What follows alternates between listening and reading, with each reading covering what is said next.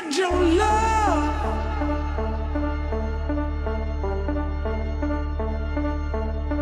and hear what I'm saying now.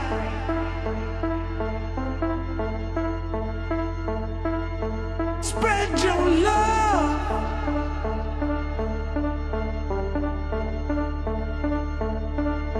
and hear what I'm saying now.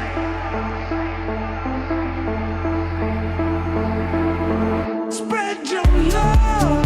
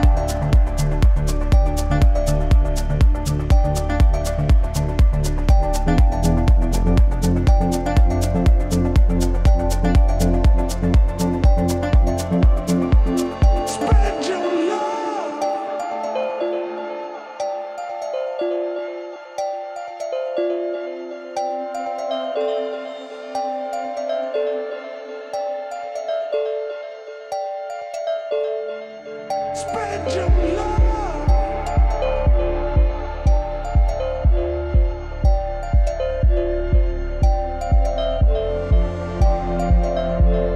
Spread your love.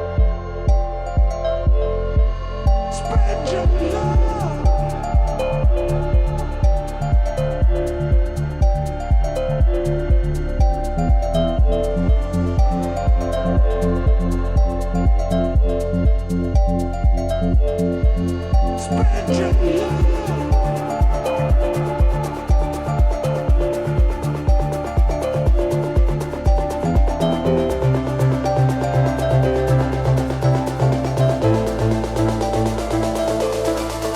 Spread your love.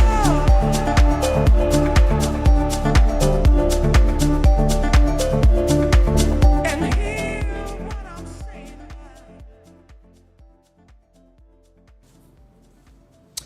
All right, Mzansi, 3 minutes past 7. It is the time you're watching your favorite morning breakfast show, which is the Vooka Breakfast Show. And yet, it is another powerful Monday. And you know what time it is? It is time to fuel your week with wisdom, power, and motivation. And of course, man, we've got so much lined up for you. All I need you to do is to connect with us throughout our social media platforms.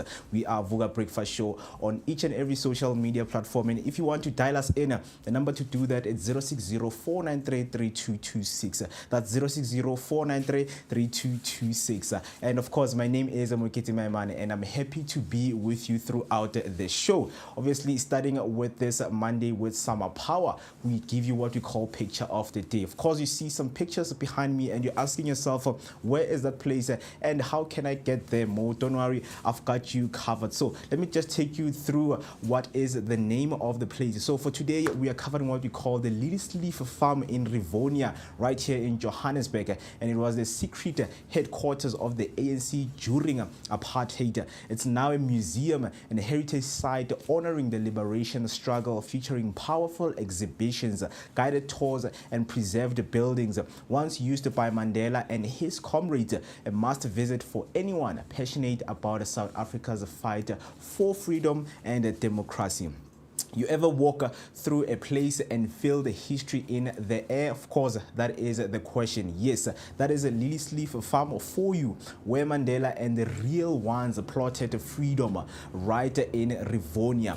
It's not just a museum, hey, it's a living history. Secret meetings, that famous raid, this place witnessed it all. Exactly. If you care about where we come from as a country, this is a must see. Wondering how you would get there? No worries, we've got you covered with what we call the Tswelopele shuttle services. Exclusive tours is what you are going to get, so buckle up and just check this out.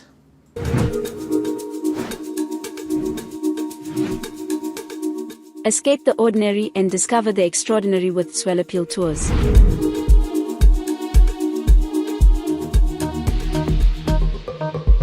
Whether you're a group of friends or a family looking for a memorable getaway, Tswelopele Tours has you covered. Our all-inclusive tours take you to South Africa's most stunning destinations, from the scenic beauty of Mpumalanga to the vibrant life of Gauteng and the coastal charm of Durban.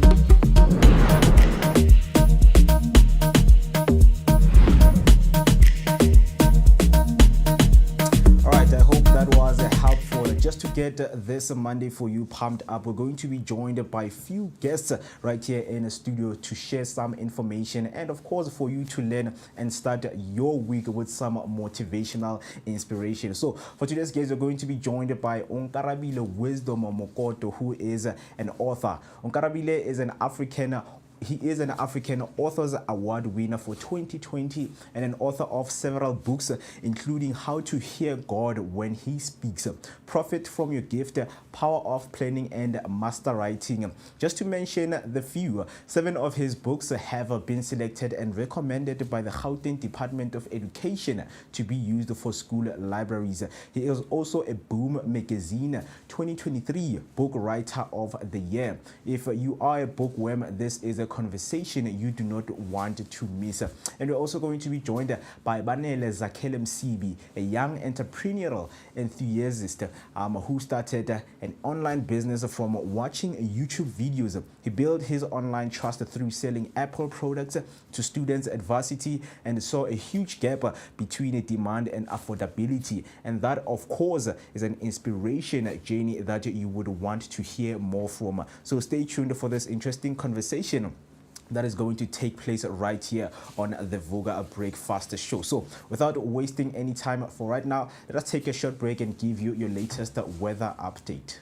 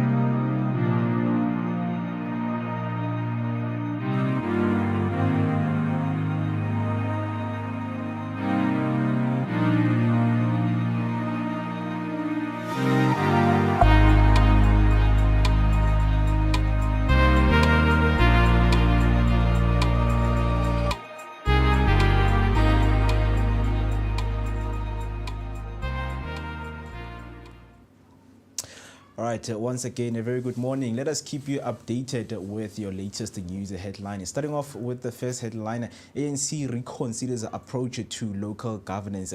The ANC's National Executive Committee remains focused on local government challenges as its three-day meeting progress amid ongoing internal discord. Saturday's discussion touched on the economy, the government of national unity and relations with the SACP. The party reaffirmed its commitment to BEE, stating a review is underway, but there are no intentions to scrap the policy. On the next headline, Premier reshuffles leadership across provincial departments. Premier Panyaza Lesufi has announced a major reshuffle of Gauteng's departmental leadership, citing poor audit outcomes, underspending, and failure to meet performance targets. The decision comes amid growing pressure on the service delivery and the release of new forensic reports exposing graft and malign admiration. Lesufi stated that department is not performing optimally, must be reset to improve governance and accountability. On the next headline, the Concord nullifies the 2023 Gender Commission appointments. The Constitutional Court has ruled the 2023 appointment of 5 gender equality commissioners invalid following a challenge by Corruption Watch. The NGO argued that Parliament failed to ensure meaningful public participation. Despite the Portfolio Committee's recommendation, the process was deemed rushed. The court suspended the ruling's effect for 12 months, allowing current commissioners to remain in office while Parliament address procedural flaws. That's all for your news headline. Now heading over to your sports news, starting off with the football news. New Pirates coach knows expectation on his shoulders. New coach Abdesalam led Orlando Pirates to a 2-0 win over Polokwane City in the MTN 8 quarterfinal, praising the team's intensity and debutants. Goals from Ozwe Napolis and Patrick Maswangai sealed the victory in front of 32,500 fans. Odo acknowledged the high expectations and emphasized the need for continuous improvement as Pirates aim for a 4th straight MTN 8 title. Now heading over to your motorsports news, Norris wins Hungarian Grand Prix in another McLaren. Lando Norris claimed McLaren's 200th win with a strategic one-stop victory at Hungarian, edging teammate Oscar Piastri by 0.698 seconds. The result trimmed Piastri's championship lead to 9 points. McLaren secured a 4th straight 1-2 finish, while George Russell took 3rd. Pole sitter Charles Leclerc faded to 4th amid Ferrari strategy wars. Alonso Portalegu strolled forward with Verstappen 9th and Hamilton 12th. And then the next headline on football news, Son to leave Tottenham this summer after a decade. Tottenham captain Son Heung-min announced his departure from the club after a decade, citing a desire for a change following a Europa League win and personal reflection. New manager Thomas Frank praised the Son as a Premier League legend. Spurs face Newcastle in Seoul, where Son is expected to receive an emotional farewell. The club's only major summer signing is Mohamed Kudus. Son, linked to MLS, leaves with 173 goals and over 450 appearances for Spurs, describing his exit the toughest decision of his career. That's all for now. Stay tuned for more sports and news updates throughout the show. Don't forget to share your thoughts on these headlines with us on social media using the hashtag Vooka Breakfast Show, and send us your voice note on 060-493-3226. Now let's take a short break, and then when we come back, TC will be giving you your latest traffic headline. Hey family. Hi, My name is Tisiga Mazibugo Shabalala. My name is Moketi Maimane. My name is Musi Miss my name is Ketsuo Ketumguni. on the Vooka Vooka Breakfast Show. Every weekdays from 7 a.m. to 10 a.m. This is where we are going to have our topical discussion featuring various experts from different fields. We're going to take care of you and it's going to be amazing, man. Right now I'm on the set of the Vooka Breakfast Show, brought to you by the Blink-On Network. Do not forget to subscribe. That's Vooka Breakfast Show on Facebook and all other social media platforms. Vooka. See you there. Vooka Breakfast Show. We're out here in the heart of Soweto, Dobsonville. This is right next to Zondi Hills and just before you get to Broad Fisher Club. I'm out here, my name is Musi Mest. I'm out here with the one and only maximum temperature. I'm working my TC Shabalala, and of course our station manager, the one and only Panele Lyric. And we're traveling out here, man. This is what we do on the Vooka Breakfast Show. Yeah, you gotta get it fresh. Bugile, we are fresh and nice. Now it's time to take the information to the people. Of course, like Mo just mentioned, one of I do stay tuned, comment, like, subscribe, share your thoughts and your opinions and everything else in between. We're going to be coming to a street to you live near you, wanting to know what your thoughts are out there on the street. Once we've got TCO Wamazibugo with the traffic update. Right now we are going to N1 southbound to make sure that whatever that you guys get, it is real-time information. Yes, sir. So looking at Mukhorosi, we have robots that are not working right here, but the traffic is moving. We're going to look at when is your rush hour time, when people are from the work, or from school, Yes, right? sir. Yes, Gonna sir. give you your daily update. So do make sure that you stay with us. Mobile Vooka Breakfast Yes, Show. sir. That's what you have to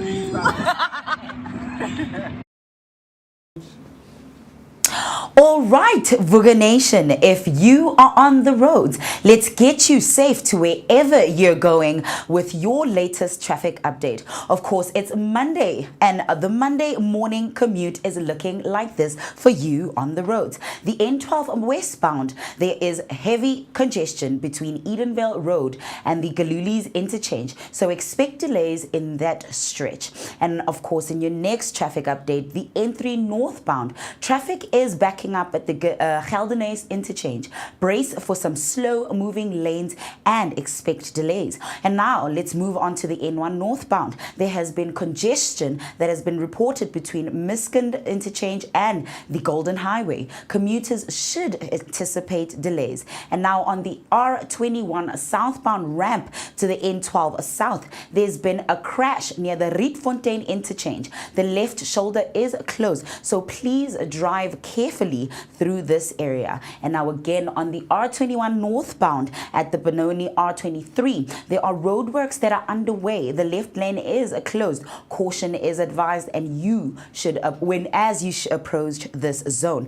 And of course in Soweto, on the Steve Khame Road, there has been a stationary vehicle that has been reported next to the Caltex garage. And now that's it from me, Utisika Mazbugo Shabalala, for your morning traffic. If you do happen to be on the roads, share your traffic update using the hashtag Vooka Traffic and hashtag Vooka Breakfast Show, or send us your voice notes using the number 060-493-3226. And now, are you ready to get that Monday motivation to get the rest of your week fueled up right here on your daily dose of positivity for that energetic start to the day? Stay tuned. And now, obviously, to get your money right, let's go over to your financials and then let's get on to the rest of the show.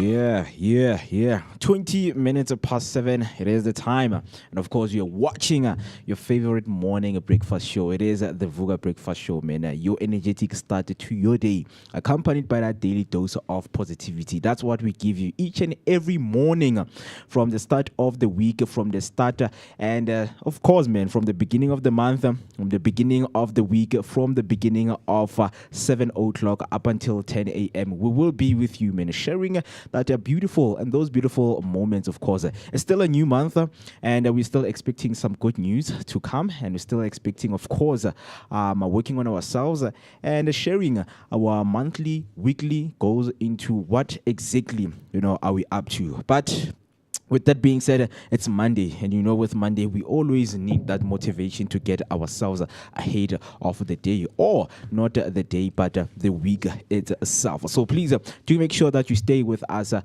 until 10 o'clock, of course, and you can do that by being with us on our social media platforms, connecting with us, engaging with us, just to hear your side and your thoughts. And then, of course, informally, we're saying share your 2 cents with us, right? And if you want to dial us in, the number to do that is 060-493-3226. That's 060-493-3226. Just send us your voice note there, or send us your text. Just tell us, man, this is what I think into what you guys are discussing right there. But before I do that, you know that we are always a team right here on the Vooka Breakfast Show, and making sure that, whatever moments and energy that we try to create, it's the energy that is directed and projected to you wherever you are listening from or watching from. Of course, I'm not alone, man. I'm with the one and only beautiful TC Ogamazibugo. Good morning. Are you good? Hey. We have officially entered into August. And of course, right now, we're at the start of a brand new week. Hashtag new week, new goals. What are your goals for this week? Do comment on the live chat right now, or engage with us on our social media platforms. Mo, my goal for this week is to honestly get as much rest as possible. I guys, nikatele. Yeah. But also something that's happening to me, I don't know, man. I'm having a sudden breakout of, I don't know what it is. So Friday, I'm coming obviously from here, doing the show and everything else in between. I'm feeling drained. Vele the whole week. It's like my energy levels were just getting low. I don't know if this is my body letting me know that it's time for a colon cleanse or something to do with my gut, you know. But message received. Because now I have this breakout on my face. I went to bed Friday, Saturday morning, all of this. It's like, hi, boo, what's that on your face? I'm like, on my face? I'm like, what's up with my face? I just woke up thinking, I woke up like this, I'm looking all cutesy. And then when I'm keep on, I'm like, oh my word, okay. Mangiti, hi, boo.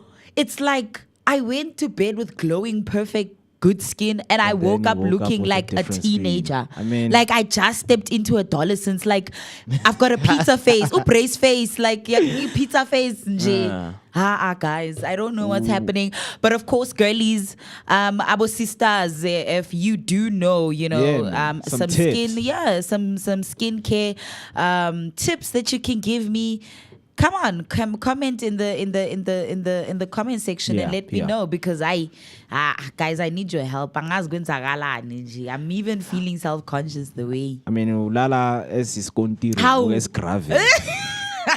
It happens, because I think when it comes to, and it's a conversation that we need to get into in terms of, your skincare routine, as how it is, and then what do you do and what products do you use? Because there are people who go, natural when it comes to skincare, Someone what you will mean just natural, use, like herbal remedies and such yeah. things? Abanye is just water and Vaseline. I don't know if we could They deem start that like as green natural. soap.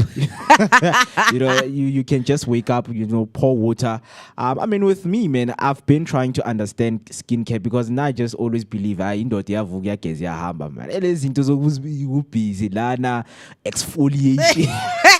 Hey, yeah, but I mean, we're living in an age where even men get their own products. I mean, Nivea has some, men's now they're facial, coming they're with, coming out with good ranges. products, So man. all Yeah. these brands are looking at also meeting the market there, where men need self-care too. Yeah.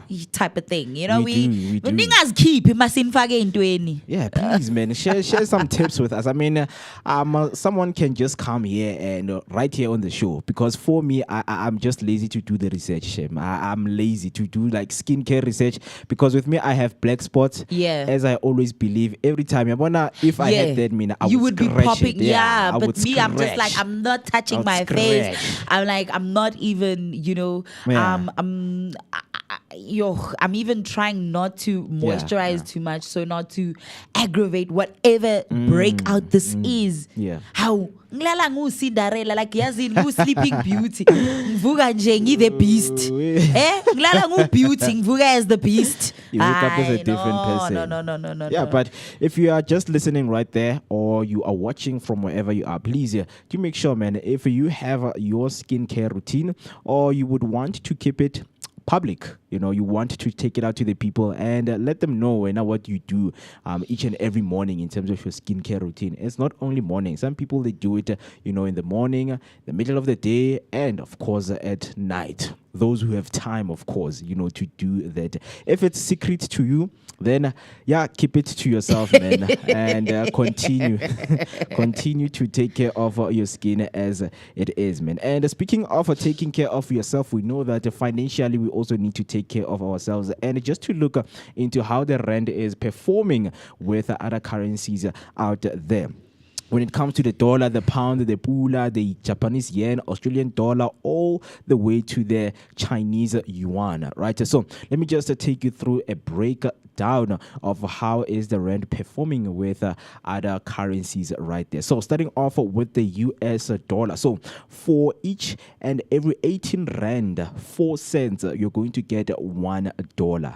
18 rands 4 cents get you $1. So the rands has lost a bit of steam, and imports just got a tad heavier, in which is something that the president was speaking about in terms of renegotiating the tariff hike with the United States of America, because some companies are suffering from this tariff hike, right? Then heading over to the British pound. For each and every British pound, you need to have 23 rands 96 cents. So 23 rands 96 cents gets you 1 British pound. So the rands holding steady right there. No extra weight on your British buys. So 23 rands 96 gets you 1 pound. And then heading over to the Botswanan pula. 1 rand 22 cents gets you 1 pula. 1 rand 22 cents gets you 1 pula, right? So the rands flexing. Botswana goods just got a little higher right there. And then heading over to the Japanese yen. 12 cents gets you 1 Japanese yen. 12 cents gets you 1 Japanese yen. So right there, the rands has gained some ground. Sushi imports just got much cheaper. So if you're a sushi lover or you have a business that sells sushi to your customers, so just get to look into that and use this to your own advantage, right? And then looking into the euro, right? 20 rand 89 cents get you 1 euro. 20 rand 89 cents gets you 1 euro. So right there, the rand is standing firm. European indulgence remain unchanged. And then heading over to the Australian dollar against the rand, 11 rand 69 cents gets you 1 Australian dollar. 11 rand 69 cents gets you 1 Australian dollar. So the rands nudge ahead. Aussie wine might pour a bit cheaper. Aussie wine might pour a bit cheaper. So the last one that we have right here is the Chinese yuan. So for each and every 2 rand 51 cents, we are going to get 1 Chinese yuan. 2 rand 51 cents gets you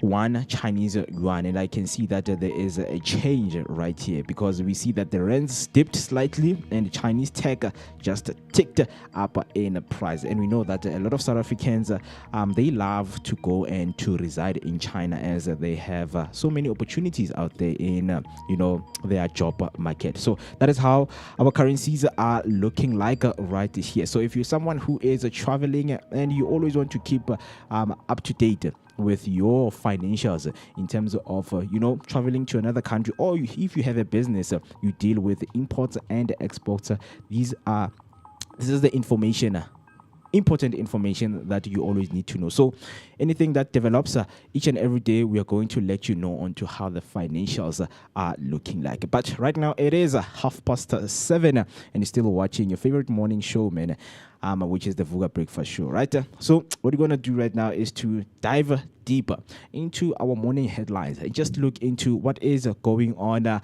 Do we have some development? Do we have some shift? Do we have some progress?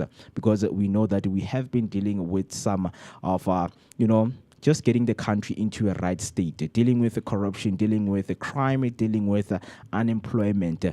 Is work being put out there to make sure that South African citizens are satisfied with what the service of the GNU has to bring. So when we started, of course, we started with some headlines, breaking news, which ANC reconsiders its local governance strategy. So the ANC's National Executive Committee is deep in a 3-day meeting focused on local government and internal party dynamics. So what's on the agenda, you're asking yourself? So day 2 discussions, they have included the economy, the GNU, and the relations with the SACP. And the party reaffirmed support for black economic empowerment while review is underway. So BEE is not being scrapped. So why this matters? It matters because with municipal failures piling up, the ANC is under pressure to fix governance issues at ground level before 2026 local election. As we know that the local elections are nearing by, so it is very important for the ANC to fix some of the governance issues that they're facing within the party itself, right? So the question will be, are the ANC local government challenges rooted in policy or the people? As we've always asked, that whatever decisions that the parties make, are those decisions for the people, or those decisions are for making the country a better place, right? So the challenges, of course, they are rooted deeply in the policies. So whatever that we have to do, the change that we want to see and being ignited is the change that we need to see in the policies, of course. And then on the next one, Premier Panyaza Lesufi reshuffles some of the Gauteng departments over poor performance. And this is the kind of leadership that Gauteng residents always wanted to see, that if there's poor performance, we need to reshuffle. There's nothing that we can do because departments are failing, to deliver good results. And speaking of that, the service delivery keeps on getting worse on some of the townships around South Africa. So the Gauteng Premier Panyaza Lesufi has made sweeping changes across provincial departments, and reason for this shake-up is that they have found poor audit results and underspending of budgets and failure to meet performance targets. And also the new forensic reports exposed corruption and maladministration. Right? So Lesufi says the departments must be reset to restore governance and accountability. And we hope that this is going to happen, and when it takes place, everything and issues that have been found within the province will be resolved, right? So the bigger picture right here is that this could signal a tougher stance on public sector inefficiency as a service delivery pressure mounts. And of course, the question is leadership reshuffle enough, or do we need deeper system overhauls? That is the question most of the South African residents, of course, ask themselves in terms of, bringing the governance and accountability into the table and say, okay, let us dissect all of the problems that we have and how do we move? Because local elections, of course, they are coming, and a lot of people are losing hope into our newly elected parties, of course, that are in the GNU. And then lastly, right here, the Concord overturns the 2023 Gender Commission appointments. The Constitutional Court has ruled the appointment of 5 commissioners to the Commission of Gender Equality last year was invalid. So you're asking yourself, man, what went wrong in this whole situation? Because there is a lot of things that take part, and when you combine the two, they don't give you the results that you need to have. So what went wrong is that the Corruption Watch challenged the appointment, citing lack of public participation. The court agreed, calling Parliament's proceed rushed and lacking proper procedure. However, the ruling is suspended for 12 months, so current commissioners stay on temporarily. So this also implies that Parliament must now go back and correct the appointment process, ensuring greater transparency next time.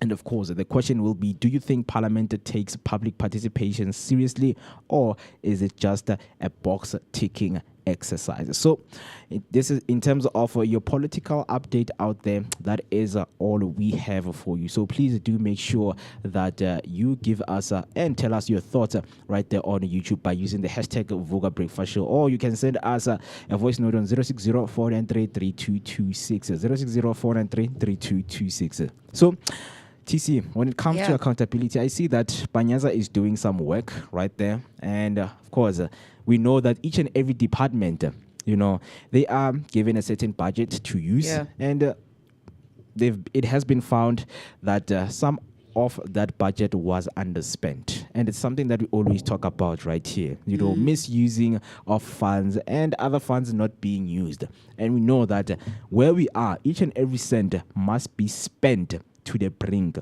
so that we can see change in our communities. Hey, Mweketi, with these news headlines, right? Yeah. All I'm seeing is, there is a lot of pressure for reform and change, actionable change. So this is putting a huge spotlight on the ANC, and then obviously overall the GNU, and how they are going now cohesively going to strategize, local governance, number one, and, just a coalition within themselves, right? Yeah. Because of all this discord that's been happening, and it's bringing attention into saying that there needs to be some reassessments that need to be made, and that need to come into play, right? So amid growing criticism and electoral pressure, the party is reassessing its approach to local governance. But make no mistake, this isn't just about service delivery anymore. It's about survival. So the ANC is still grappling with how to lead effectively in a coalition age. So the so-called GNU, with the internal discord and power struggles, continue to blur the party's direction. So, but Saturday's meeting revealed a few key themes, right? So economic strategy, its long-standing alliance with the SACP, and crucially, its firm stance on Black economic empowerment.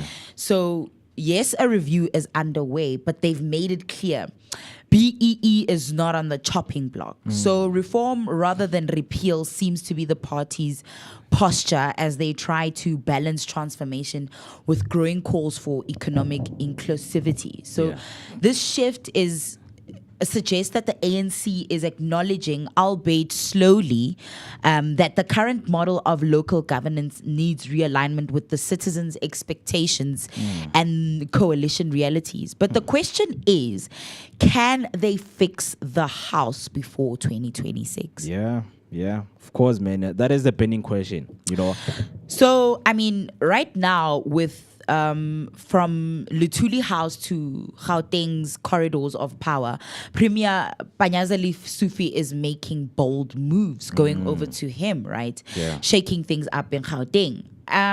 His sweeping departmental leadership reshuffle has tongues wagging. And rightfully so, right? Yeah. Because Lesufi's rationale is clear, Mweketi. Yeah. Poor audit outcomes, chronic underspending, and missed performance targets. Add to that the latest batch of forensic reports pointing to serious graft and maladministration. And you've got a ticking time bomb of accountability as you started this conversation with the question. Right? Yeah. In essence, Lesufi is resetting the board, a necessary, if overdue, move to inject competence and discipline into the provincial bureaucracy. But here's the political gamble.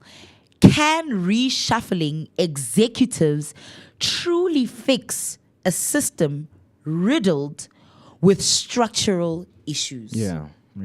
Or is this just a cosmetic exercise that buys time without guaranteeing delivery?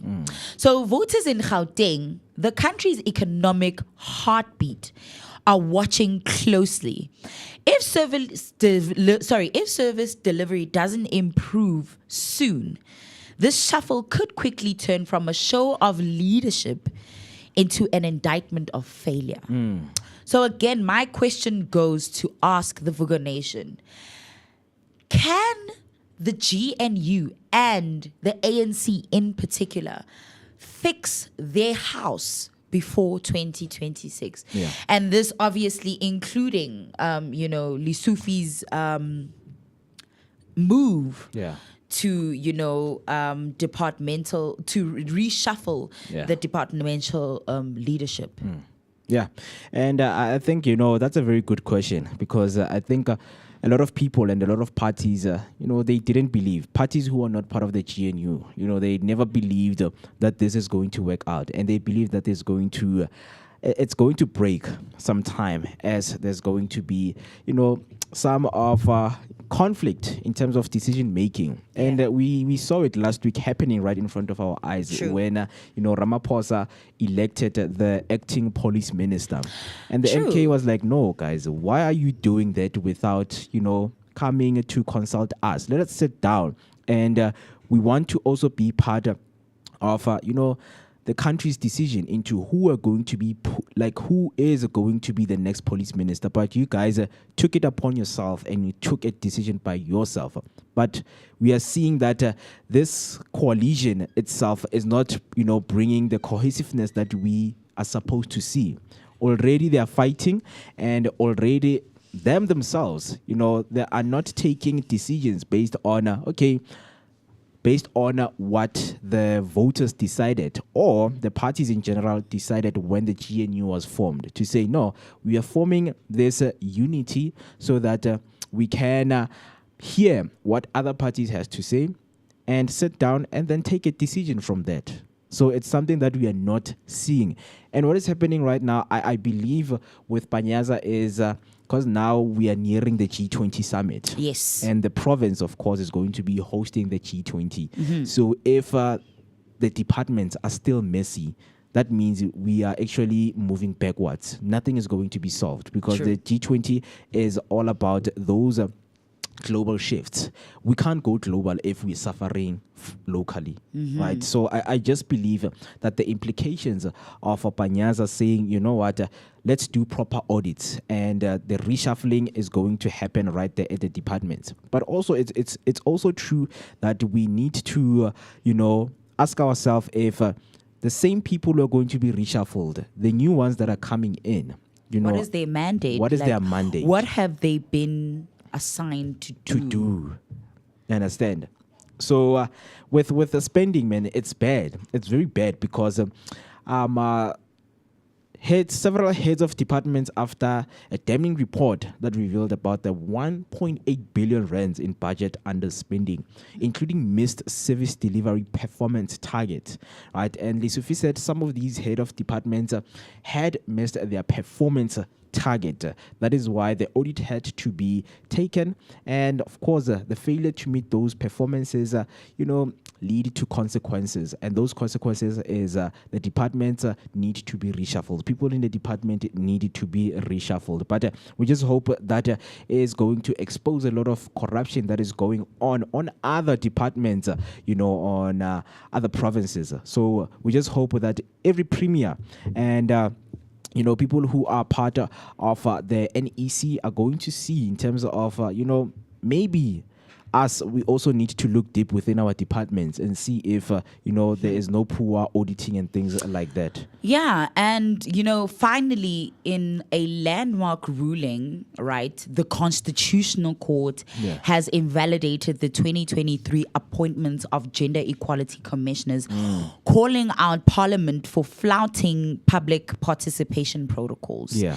So the case brought forward by Corruption Watch highlights a recurring governance flaw. Process is as important as outcome, which is essentially what all these headlines have in common. Yeah. So what's striking here is not just the ruling itself, but what it signals, right? Democratic processes cannot be rushed, even with good intentions. Yeah. We're seeing that right now, that people are calling for careful and thorough deliberation on decisions that are going to, in the larger scheme of things, affect long-term, that will have long-term consequences. Yeah. So the court's 12-month suspension of the order is a pragmatic compromise, allowing stability while Parliament cleans up the mess. But it's also a warning shot. Transparency and consultation are non-negotiables in a constitutional democracy. Yeah. This is something that we have discussed here on the show with the news headlines since last week. Yeah. Right. And it's a pattern that we're seeing more of, especially with, within our governments. Accountability, transparency, these are recurring topics and themes with it when talking politics in the latest news headlines, right? Yeah. So clearly it's a reminder, and a huge one at that, to citizens and lawmakers alike, that democracy isn't just about the representation. Neither, it's about participation. And the watchdogs are watching and the courts are listening. Things are happening. Even Ramaphosa last week had a news headline where, the MK was taking him to the Concourt, like you mentioned, regarding Mkunu's leave. Right? So from the ANC's reckoning with coalition politics to Lesufi's bureaucratic detox to a court standing firm on a participatory democracy. Yeah. The thread here is accountability, and South Africans are demanding it now. That's what we're seeing. So institutions are being tested by it, and politicians can no longer afford to ignore it. These are conversations that are coming into the light ahead of 2026. Yep. So Vooka Nation, let us know and take part in the conversation, because your voice and your opinion matters. So let us know what you think. Is the ANC still capable of leading local government effectively? Will Lesufi's reshuffle deliver real change? And what does the Concourt ruling say about the strength of our current democracy? Drop your thoughts in the comments, and of course, don't forget to engage with us using the number 060-493-3226. Let's hear those thoughts, those opinions, and everything in between, because of course, Vooka Nation, engagement is of course your participation in your daily dose of positivity for an energetic start to your day. Yes, of course. And speaking of engagement, right there on YouTube, we have Zinzi Elizabeth coming through saying, a very good morning, Vooka Vuka Nation and Breakfast Team Sivugile. Happy Monday and a blessed week ahead. I hope you all had a good weekend. Hashtag Vuka Breakfast Show.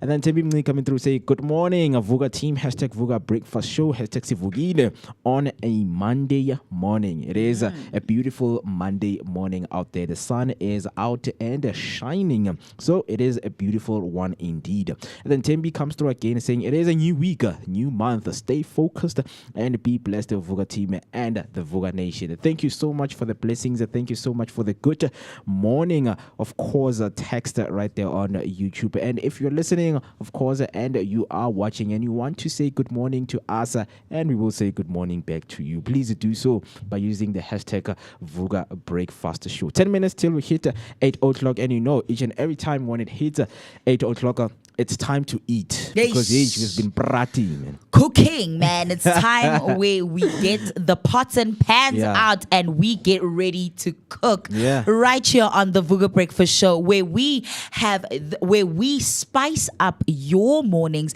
with the Amapelepele Pots and Pans food blog, where you obviously can also share your recipes with us. And of course, don't forget, there are exciting things coming right here on the Vuka Breakfast Show with that segment where you could win some interesting prizes. So Vuka Nation, man, share those recipes, take part in spicing up the kitchen. With amazing tips and hacks that you perhaps can share with us on how to better our recipes and of course add that zing and spice to your dishes with the Amapelepele spice difference. And of course, don't forget, something that we're doing and bringing to your mornings are our amazing guests. Still about to come up on the show is the book review with Onkarabile Wisdom Mukoto, who is an author and an African Authors Awards winner for 2022 with several books, including How to Hear God When He Speaks, Profit from Your Gift, Power of Planning, and Master Writing, and one that we have also in the studio that is called Don't Quit Your Job Yet. That one is quite an interesting one, of course, because it's Monday. And of course, with that motivation to show up and wake up every day, showing up for that job. Sometimes it's hard not to want to quit that job. But here, Onkarabile is about to give you some, motivation. And of course, if you're a bookworm, you're about to get some, new book recommendations because he is an author of several books. And of course, according to him, he has won some awards and of course been voted some and has gotten some recognition from the book magazine from a magazine. So he's gone and done some major things, which of course is some inspiration to you as well. So that's inspiration to read and to go out and do some amazing things. So man. So looking forward to that conversation. All you need to do is to stay tuned because Onkarabile will be joining us right here in studio. And of course, with that being said, football is back, new season. So I forgot to save that picture, where a remote is respectfully handed back to its original owner. It's like, Siabonga. Cocomelon. No more Cocomelon now. Over now. It's your now time the season is gone. of football is back, man. And we kickstarted off with the MTN 8 quarterfinals on Saturday. And of course, where we saw Orlando Pirates going through to the semi-final by defeating Polokwane City 2-0. So, of course, and in terms of the performance, we know that the coach Jose Riviero left Orlando Pirates and a new coach stepped in by the name of Abdusalam Odoku. So the new Pirates coach embraces high expectation after MTN 8 win, and also this also brings the motivation and also the courage to go and once again, defend their title and win it for the fourth time, straight consecutive fourth time wins. So The new Orlando Pirates coach Abdesalam Odu kicked off his tenure with a solid 2-0 victory over Polokwane City in the MTN 80 quarterfinals. Goals from Ozwin Apolis. We know that Ozwin Apolis is a former player of Polokwane City. And still today, we don't know the story of how they signed him. But Polokwane City coach was like, we were training and then all of a sudden the player vanished. And then on the news, we see that he has been signed, right? And then we know that those goals came from Ozwin Apolis and Patrick Maswangai. The match played in front of 32,500 fans.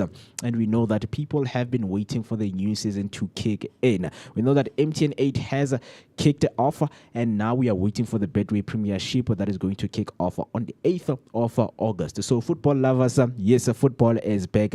And of course, you're going to share much information in terms of what is going to be taking place in the season, right? So now Orlando Pirates are chasing their 4th consecutive MTN 8 title, and Odo, which is the coach, says he is ready to match the club's ambition with consistent improvement. And we know that is the underlying expectation and the goals for each and every coach out there. Wherever you go, you have to meet the club's legacy and the ambition that they have been having for the past seasons, right? So from battling out with Mamelodi Sundowns for the Betway Premiership, and of course winning the MTN 8 3 times consecutively. Now they are looking to chase their 4th consecutive win. The coach knows that Pirates have been working so hard to make sure that they stay with their current performance and make sure that the performance that they have, they're going to add more to that. So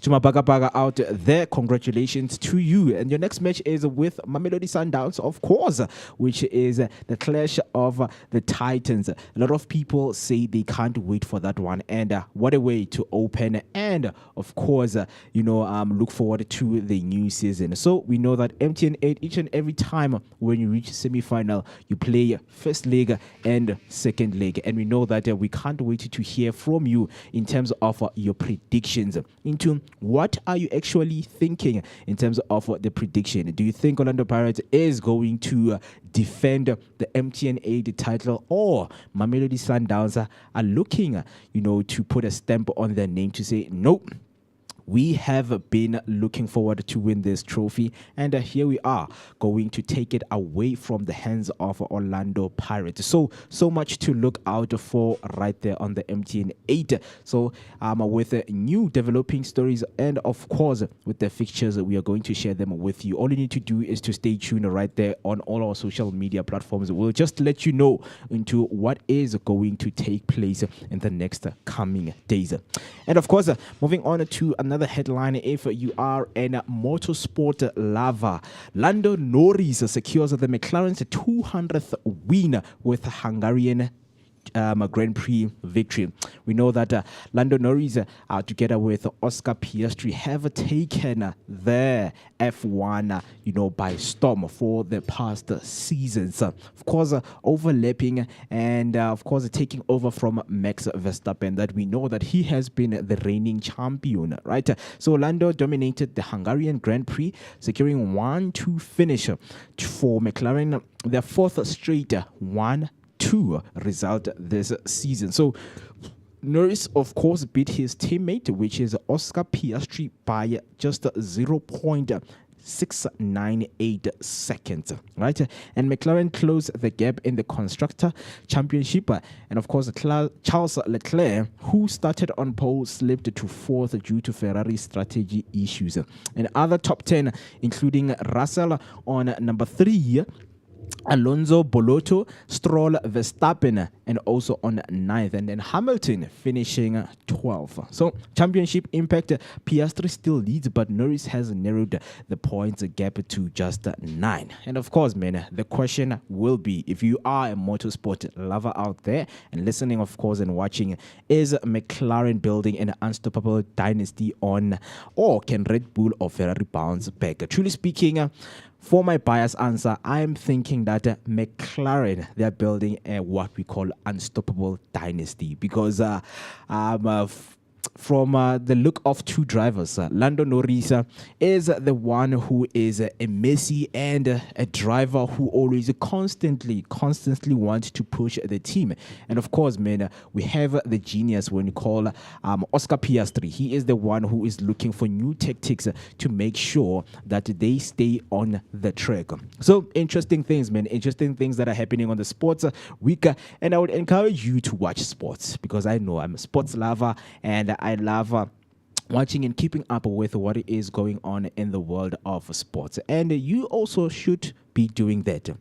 Just watch and look into what is happening because you can learn a thing or two about sports and then find out that, yes, man, this is the sport that I have been meaning to play. But with F1, we have had some of the developments in terms of the Kyalami racetrack. Gaten McKenzie mentioned that they're going to spend, or the Department of Sports and Arts and Culture, they are, going to roll out a budget, to refurbish the track so that F1 can be hosted right here in South Africa. And that means our economy is going to be boosted as maybe F1, race can come and be hosted right here. And of course, experience some of the greatest world's drivers out there coming in our country to race in one of our homeland race tracks. And of course, lastly, going back to football news, if you know Heung-min Son, the player that has played for Tottenham Hotspur for over a decade, which is 10 years, alongside Harry Kane, who have left Tottenham Hotspur for Bayern Munich, is leaving Tottenham Hotspur. I know that that was the toughest decision for him to take, but he bidded Spurs farewell after 10 iconic years being with them. He is leaving because he has been reflecting after winning the Europa League. Son says it's time for a fresh challenge. We know that each and every player out there, they yearn to win each and every major title that is out there. But for Son and Kane, it took them a long time to win some of those titles, right? So Son says it's time for a fresh challenge, and of course the likely destination, if you're asking yourself where is his next destination, is he going to play for Orlando Pirates, is he playing for Kaizer Chiefs and things like that? No, he is going to play in the MLS, the Major League Soccer, right there in the US. So the new manager, which is Thomas Frank, know him for coaching Brentford, paid tribute, calling Son a Premier League legend. Indeed, he has been a legend. He gave us some of the tremendous performance that we have never seen in the history of the English Premier League. So his stats stands at 173 goals in over 450 appearances for Tottenham Hotspurs, and he is expected to receive a hero send-off. Not expected, but it took place on Saturday, where he was given that standing ovation and, of course, some applause from the crowd that was playing right there when they were playing against Newcastle. So club's update: Tottenham only big signing so far is Mohamed Kudus from West Ham United. So the question is, of course, will Spurs ever find another captain with Son's class and consistency? So we just wish the club all the best in terms of looking for another striker and another player who played like Heung-min Son. Of course, as we know that the transfer is still open and some of the clubs out there, they're making their big moves. So just let me know right there if you are listening, and of course you love what is going on right now on the club transfer and everything that is going on our comment section by using the hashtag Vooka Breakfast Show. Send me your 2 cents and send me your thoughts, of course. But with that being said, it's still a good morning, and a good morning comes with a good breakfast that we are going to be going into shortly after 5 minutes. But we just need to get you on that high energetic start to your day. If you are listening, please, if you have the time, just go outside, take a picture and show us how your morning is looking like. Maybe that is going to be helpful for other people out there. Yeah, man. Show us your picture of the day. Yeah, you understand? Yeah. Because it's funukba, and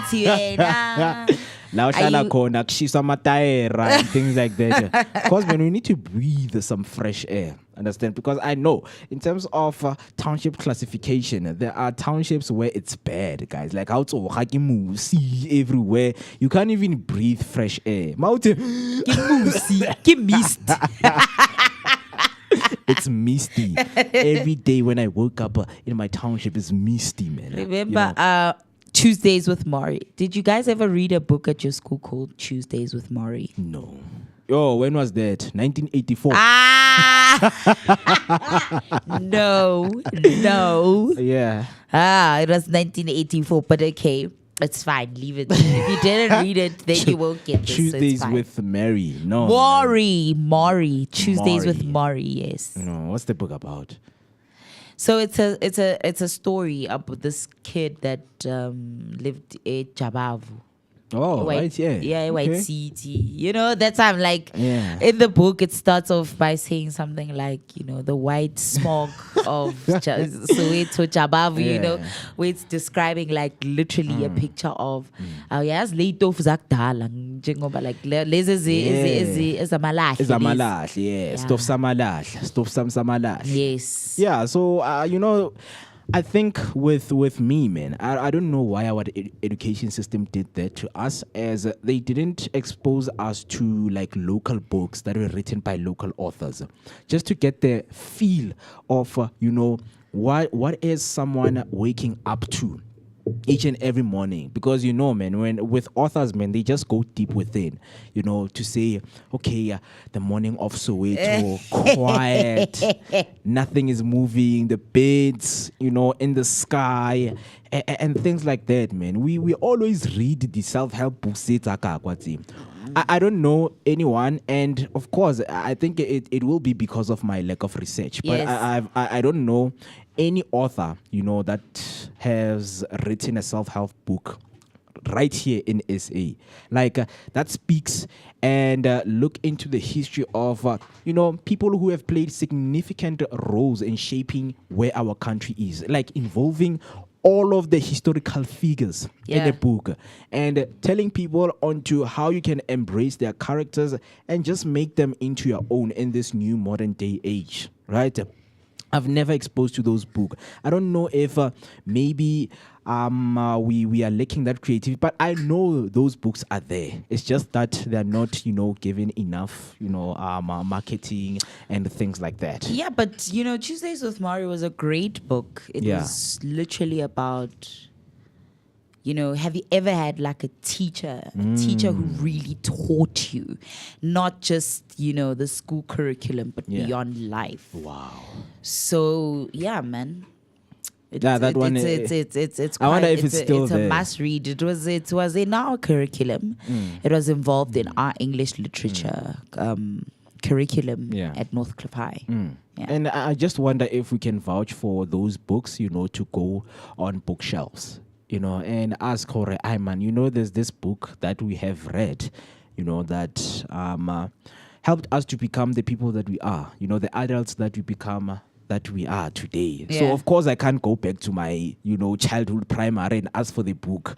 Of course it needs to be on the shelves, and we don't know how possible is that, as people are always writing books, just that you just need to find your genre. What kind of a person are you?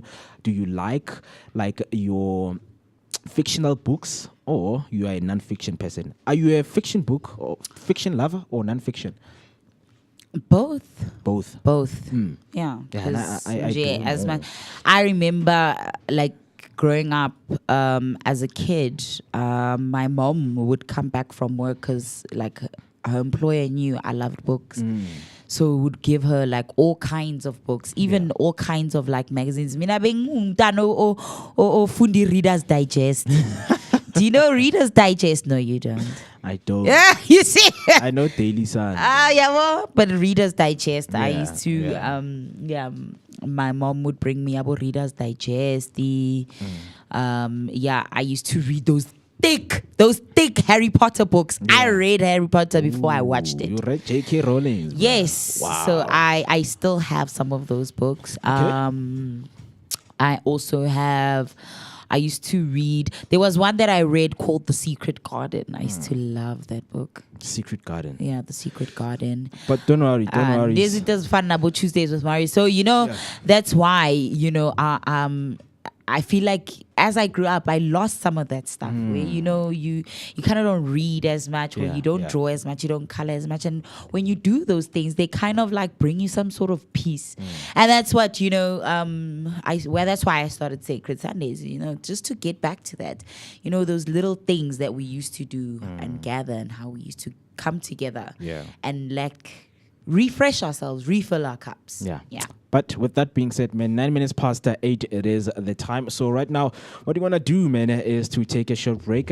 And after, we are going straight into the kitchen and just show you the magic that we have for you. For today is just giving you what we call English breakfast. That is what is going to be on our today's menu. So please do not go anywhere. Just stay tuned right there.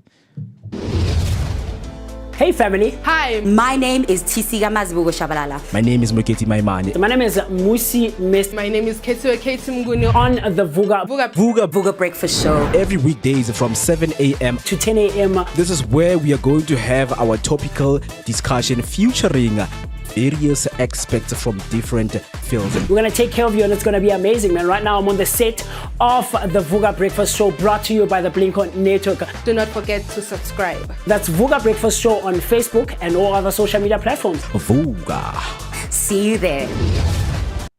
Vooka Breakfast Show. We're out here in the heart of Soweto, Dobsonville. This is right next to Zondi Hills, and just before you get to Broad Fisher Club. I'm out here. My name is Musi Mest. I'm out here with the one and only maximum temperature. I'm working my money. TC Shabalala Wakamazibugo, and of course our station manager, the one and only Manele Lyric. And we're traveling out here, man. This is what we do on the Vooka Breakfast Show.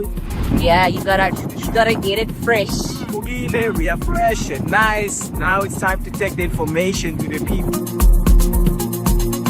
Of course, like Mo just mentioned, do stay tuned, comment, like, subscribe, share your thoughts and your opinions and everything else in between. We're going to be coming to a street to do live near you, wanting to know what your thoughts are out there on the street. Of course, we've got TCO Wamazibugo with the topic update. Right now, we are going to N1 Southbound to make sure that whatever that you guys get, it is real-time information. Yes, sir. So, looking at Mukhorosi, we have robots that are not working right here, but the traffic is moving.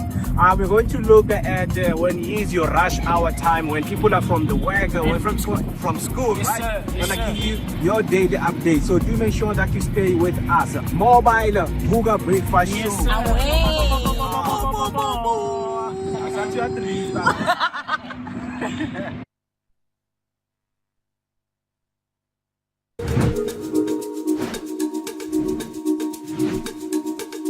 Escape the ordinary and discover the extraordinary with Soweto Tours.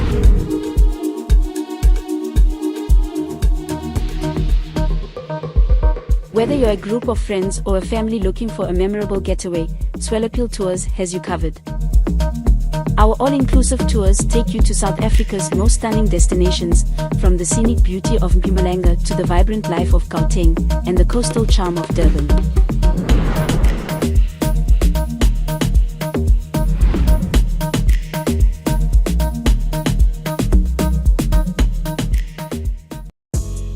This is Ted, the Wild Irish Comedian.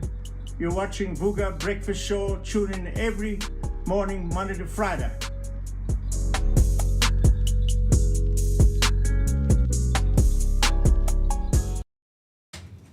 Are the mics unmuted? Oh. My 30 minutes past 8, of course, and you know that whenever you see us right here in the kitchen, it's time to make a breakfast. Whether it's lunch or dinner, we've got you covered right here. It is amapelepele pots and pans right here on the Vooka Breakfast Show. And each and every morning when you see us right here, we're just going to show you, how to use the magic spices right here on amapelepele. So if you want to get your spices yourself, you can visit their website, which is www.amapelepele.co.za. That's www.amapelepelespices.co.za.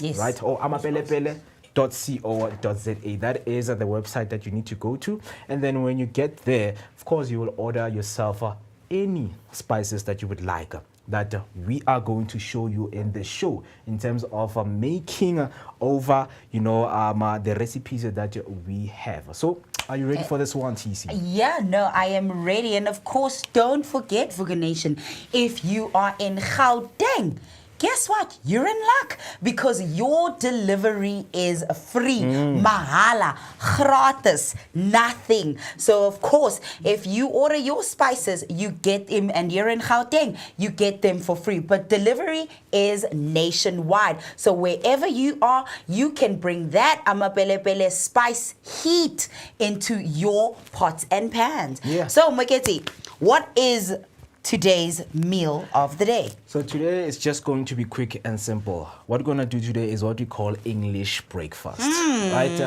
Mzansi style English breakfast. Mzansi I love style that. English I breakfast. love Don't it. worry, we will come with your Zulu breakfast, Soweto breakfast. But for now, we are going to show you how to use the spices, of course, with the English breakfast. But of course, with that being said, let's just take you through into what we are going to use for our ingredients. We have our, O seasoning spice right here, right? So there's our The spice. spice seasoning. That is what we are going to sprinkle over our eggs to give it that tasty magic that, of course, you have had. And then we have our tomatoes and cheese over here, right? As you can see them, right? Looking beautifully and fresh right there. And then lastly, of course, we have our beans. What is an English breakfast without beans? We know what these English breakfast entails, of course. But with that being said, our stove is ready. And of course, this bread right here that we have, it's going to be put inside a toaster. As you see, this is our first product. This is how the bread looks like before it's being toasted, right? Because this breakfast, you don't use your hands, you use a fork and a knife. But let's get to it, TC. So I don't know how to get your way into the kitchen, but with me, I'm going to start, to do my scrambled eggs right here. Going to grease my pan. Right. Okay, so Mo, I sometimes love to, have my my eggs sunny side up. Yeah. So, but of course you're going to make scrambled because today they're it's already in the bowl. scrambled. Okay. Yeah. So in the meantime, you can just Saute these. Yeah. So, we're going to put these in our pan. Yeah. And I'm gonna saute them nje, so that they're a little bit nje, just to give them that touch by the fire feel. Yeah. And we also need to hear those sizzling sound, man, because each and every time when you fry in the kitchen, we need the sizzling sound so that our breakfast can be all ready. Let me just mix these eggs up. Let me and put then shortly, the spice. when my eggs are in the pan, I'm definitely putting the spice seasoning. Yeah. The spice seasoning that we're going to be using. Yeah. Is the one that I'll be putting on. So I know that at home when you're looking, you're like, Mo, I do it the way you do it, right? But don't worry, I'm going to do it different for you. So add my eggs right there, all nice and scrambled.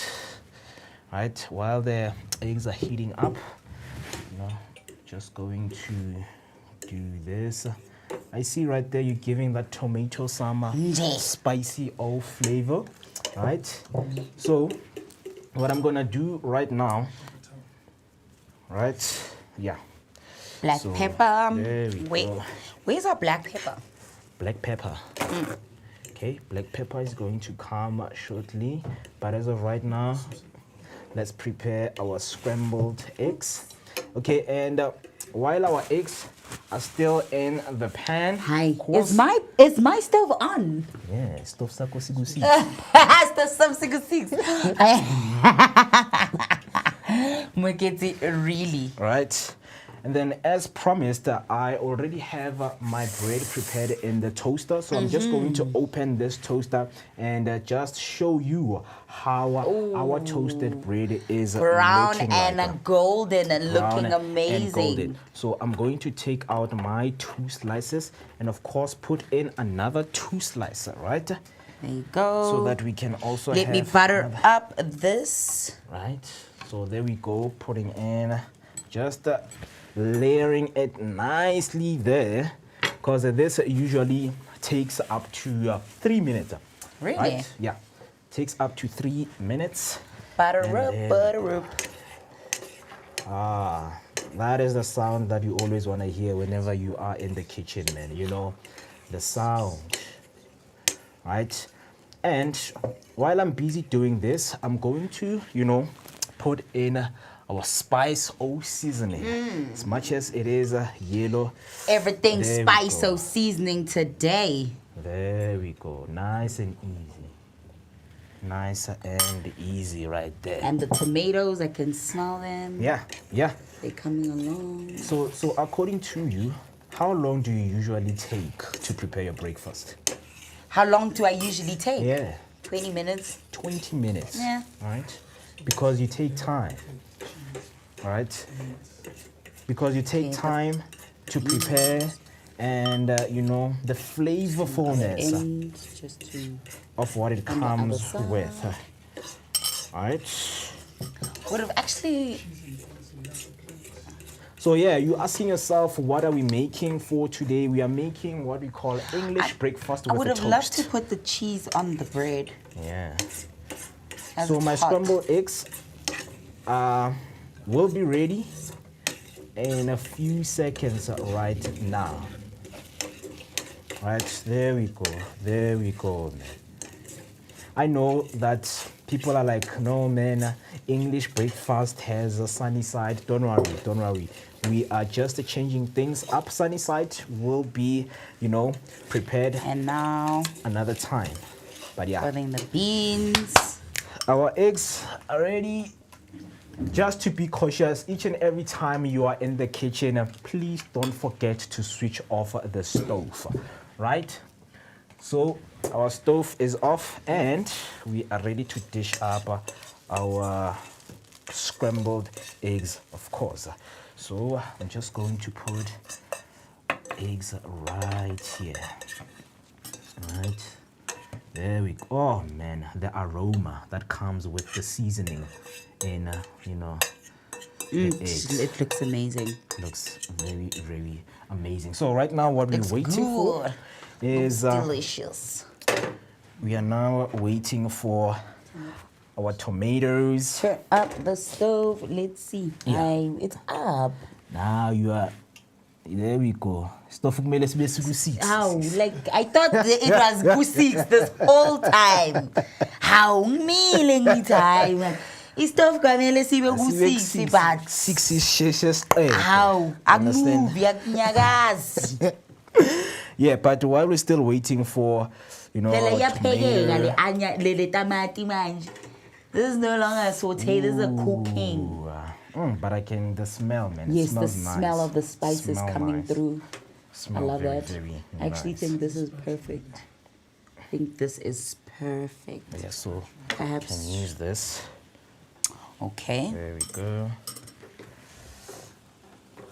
Okay, my bread is about to be ready right there. But, oh man, what I'm seeing right here, I'm loving what I'm seeing.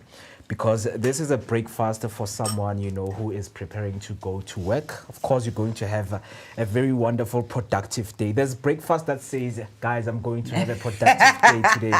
Right? We That is understand. true. Yeah, we understand. Things like that. But with the breakfast, man, it needs to be classy. And that Nje. is what we're giving you Yabo. today.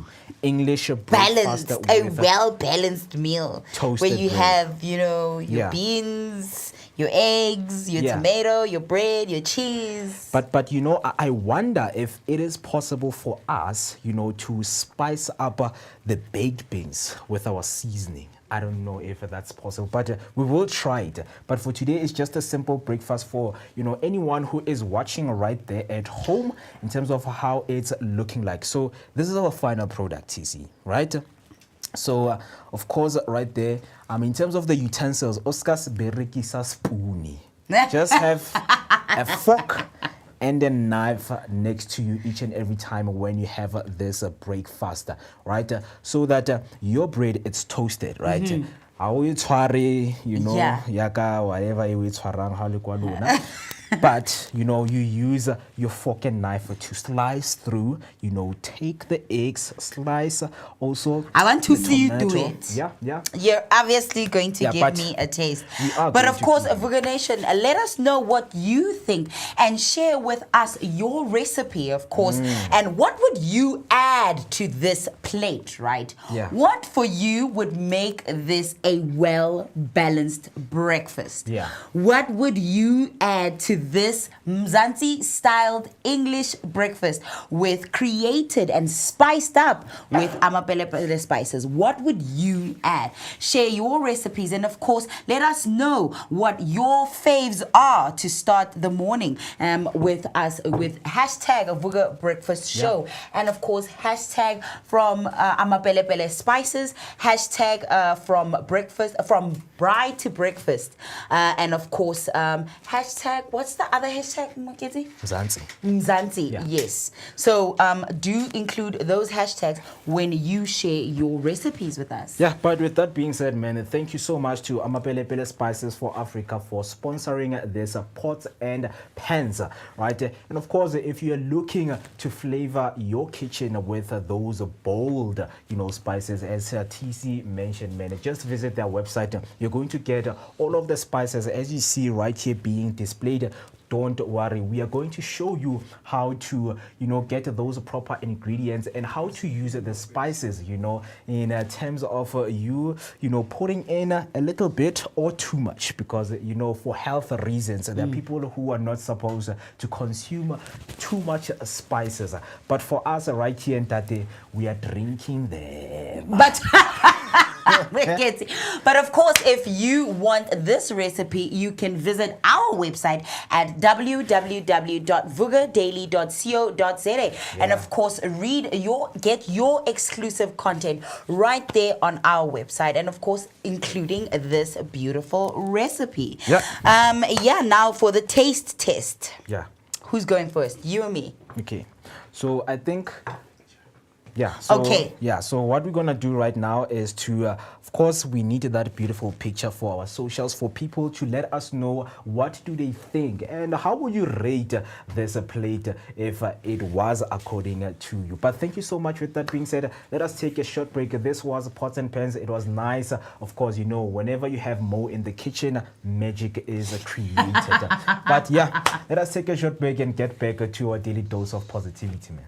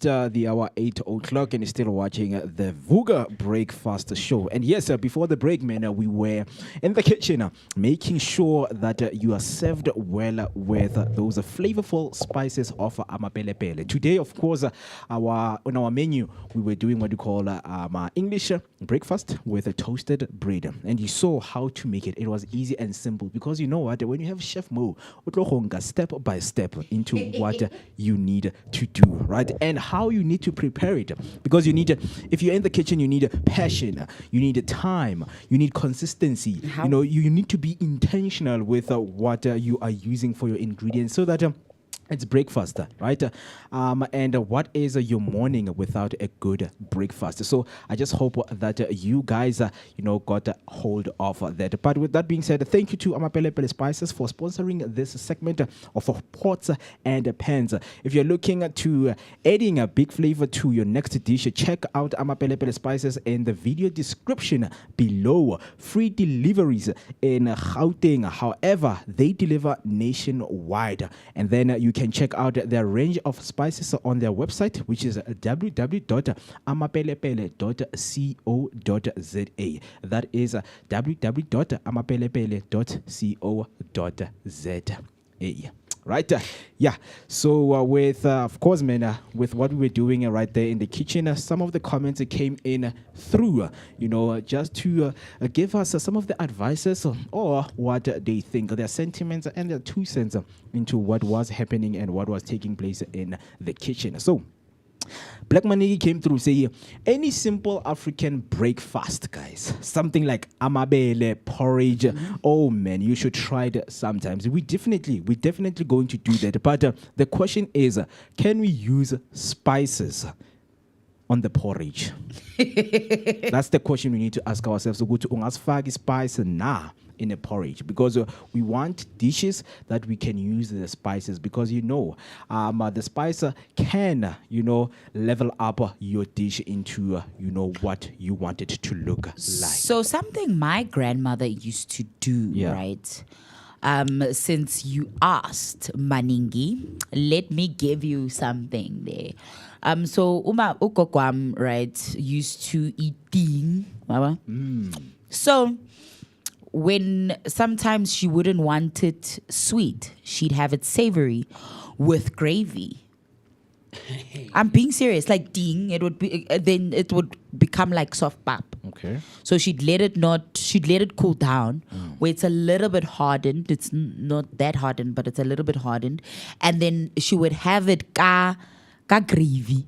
Like a piece of meat or something, like chicken or sometimes just gravy. That's what my the mother would have. For if she didn't want like ding sweet, she'd have it savory like that. Yeah. Because with me, man, ding, I think I have never understood it. I don't know, because each and every time when we go to like especially Rustenburg, where my father is from, whenever we go there, like ding is always on the menu. Yes. Like it's always there. So for me, I don't know, is growing up not eating it, but immediately when I see that thing, guys, please take it off. I don't know. Like I hate. So if I were to present that breakfast to you, you'd be removing the whole thing, because vele like that's the meal. It makes the meal.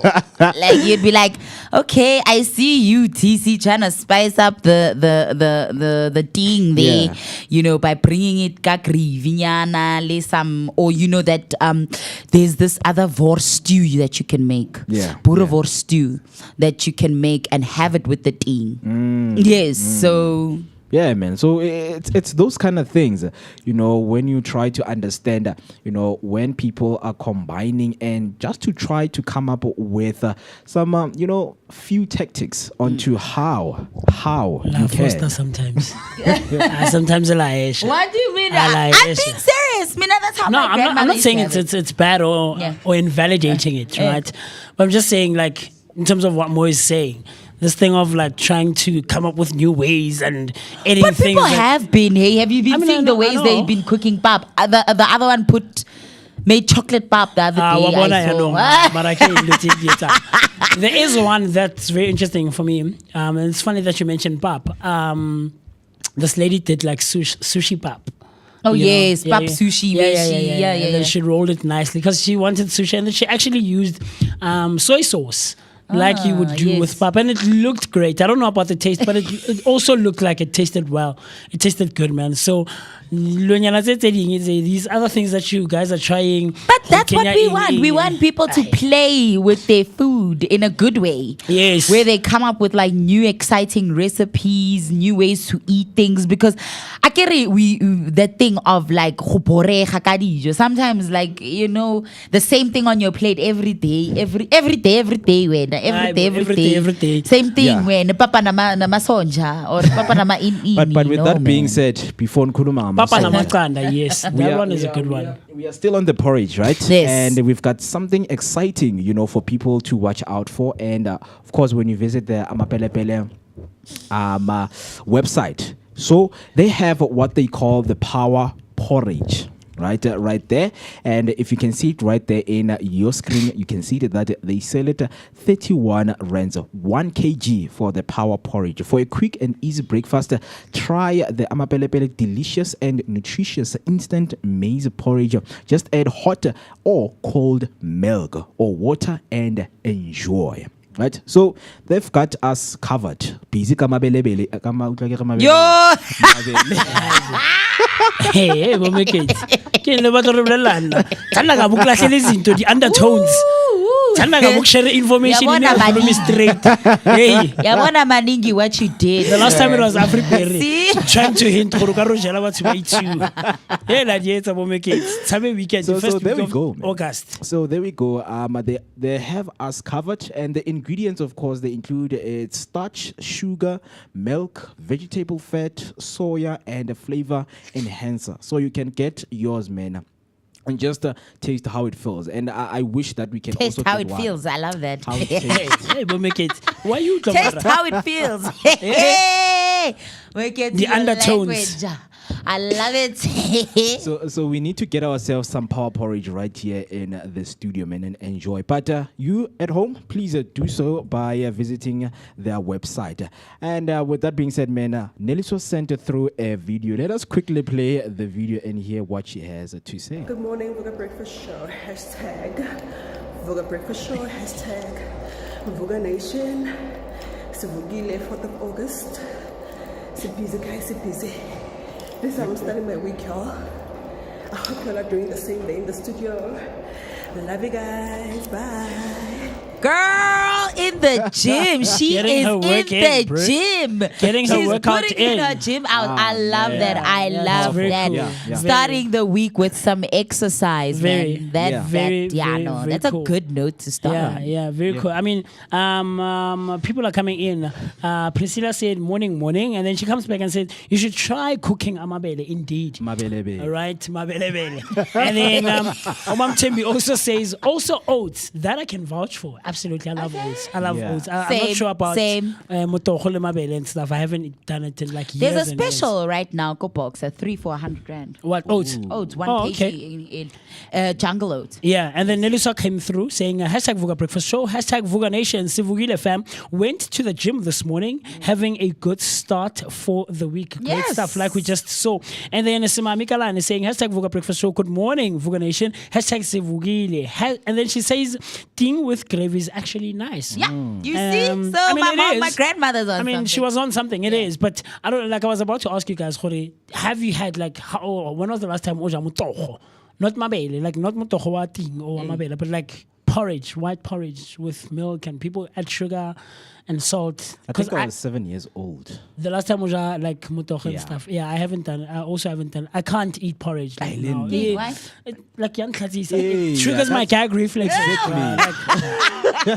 Yeah. wow. No, not that it has like clots or anything, you know, but just like it's Yeah, even if it's no. smooth. It reminds me eh, of King then I childhood can't. trauma. That time I come out. Eish, yo. Hey, there was this lady. No, man, it's not doing the thing. It's not giving. Yeah. Yeah. Okay. Okay, next week, Mr. B will be making oats. Okay. Oats with a mapelepele cinnamon. Wow. Okay. Oh. Okay, we'll see. We'll see. Banana, We'll see. and then you mix it with syrup. Okay, you fuck out the bananas and the oats. It's a bowl, oats inside, cinnamon, amapelepele cinnamon, of course, and then honey or syrup, and slices of banana. Yeah, so that's coming up next week, you're Yeah, saying? yeah. So So next week, see. though, that's one of the meals that you should look out for. Yeah, So, you Mam should look Tembi, forward. since you spoke about oats, and like I said to the Vooka Nation, you know, right now, Boxer has a special ka oats. If umutua oats, 3 at 1 kg, 100 rand. I love it, but I can't make it. That's the thing. You can't. Yeah. So easy. Like I'm wena. not great in the kitchen. I don't like standing by the stove. Faga I like- manzi, faga the Easy, oats, Anna. and then I But love that instruction. Let it simmer. Let it simmer, yes. But anyway, Let it simmer. well, yeah. we're looking forward to that, Pour. man. Like I've never been like you see the sliced bananas and the syrup and honey type of thing. You know, Strawberries. more cornflakes. I've never been that guy, man. But I'm looking forward to it. I'm looking forward to it. I love Unelisa coming in with that to say, I love amabelebele, lol. Amabelebele. Hey, ngithanda kabi ukusitshela izinto ningasitsheli straight, but yeah, man, very cool stuff happening in and around you know, or rather on our YouTube comment section. The time right about now is 43 minutes after the hour, 8 o'clock on a Monday morning, the 4th of August. It's the first week, Yes, the first of Monday August. of August. Yeah, the someone's dusty month. birthday is coming up. Pause. Yeah, you should be looking out there. The celebrities growing up on National the Mo Day. Utlwa maningi wa ntloela. I think it's about time that I take Musi with me to the room. I was like, hey, I never got hana. 10 years lalini Okay. kaloku. Hey, never. and I'm coming. They force Have you seen those people who eat porridge like I can't why would you motogo ka skotlolo se se kana only one? No man, guys, no, I can't. Manning, sorry, my bro. Hey, no, chief, no. Hey, Porridge. it holds that thing. Yeah, it holds that's in the me stomach. for like utlobuche ka bo ma 7 o'clock. Ah, never. after Ujele eating motogo that mo porridge. kana. And then people like will take a whole lump of butter. Yes. And like mix it in. and Yes. stuff. I've never understood that. And Now, no. you know how I make it sometimes. So I made. Okay, so kimutogo ne. Yes. And then ke kenya yona margarine or butter. Yeah. Ke kenya creamer. Okay. Then ke kenya milk itself. I was about to say milk. Yes. Yeah. And then And then you stir and it's you mix so it. yo I can't. imunati. I will and sugar. Nah, No, I I will. would never. Imunati, yes. I'll never forget, you know, the time. I think neresadula ko Slovo. So but bako mining, they would put umtogo phakathi kwesigubu, you know. And every time they walked, you know, they would do this. Shake it. Yeah, and then I just hated when into Mike Teller then like Kana le ntate wa motho ka teng. Wa itse bo ntate ba jang ice cream ya cold ko mall. Why would you do that? Uba bo muza ai wa sa just. Ah, wa sa just. Ah, ya cold. Hey, Ka kana kwena. Ke motho wa gago le bana. Ni ifoletsa ba go. Ah, uba bo muzi. Musi I could really? never be me. No, man. It's ice cream. ya spoon, ring man. syrup. If it's on a cone, have you seen when the cone like has a hole underneath it, and then you're stop. Man. No, stop. No, it's ice cream. No, eat ice cream, yeah, spoon with a spoon, not licking it like Okaromana. Yeah. No, man, it doesn't look It nice. is man. nicely. No, man, but yeah, man, Man. that's what happens on the Vooka Breakfast Show, man, with the Amapele Pele pots and pans. One of these days, maybe I should. Jump into the kitchen. No one Jay, try out my skills, man. Try out my skills. No. Look, you know why? I don't. I try to not comment as much on people's cooking because I know Lynn myself, I'm not like the greatest cook. But there are a few recipes I've been checking out. Like there's 1 or 2 pages on social media that I follow of people like, you know, very simple, easy recipes and very quick to prepare, like we do right here on the show. Yeah. So I'll try 1 or 2 nyana, see how it turns out. I'm not promising anything great so that people don't have expectation. Yeah, but keep our expectations Yeah, low. very low, very low. Yeah. Who knows? Maybe I'm a secret. Hey, yeah. Secret chef. Who knows, chief? I mean, you know, for me personally, I think I'm more comfortable because right now, there are cameras all over when you cook, Yeah. so you kind of But actually, one man, there's that freeness. Freedom. Yeah, there's that freedom, man, where I'm able to do everything, whether I'm messy or not. Because more we say, one white top. Campaign if it 5-second rule doesn't apply here, Chief. 5-second rule. There's no 5-second Did rule. you hear how here. Steve was advocating for gloves last week? He was like, "Hey, Chief, we have to cook with gloves here. We have to cook with gloves." So we'll take it into consideration. That, man. We'll see how it turns out. Yeah. Very interesting. And then Tembim comes through and saying, "I ate it yesterday, guys." What? Ate what? Was it oats? Power porridge or oats? Probably oats, right? yes. Oh, yeah. Because she said she Oats is loves good. oats. Oats is good.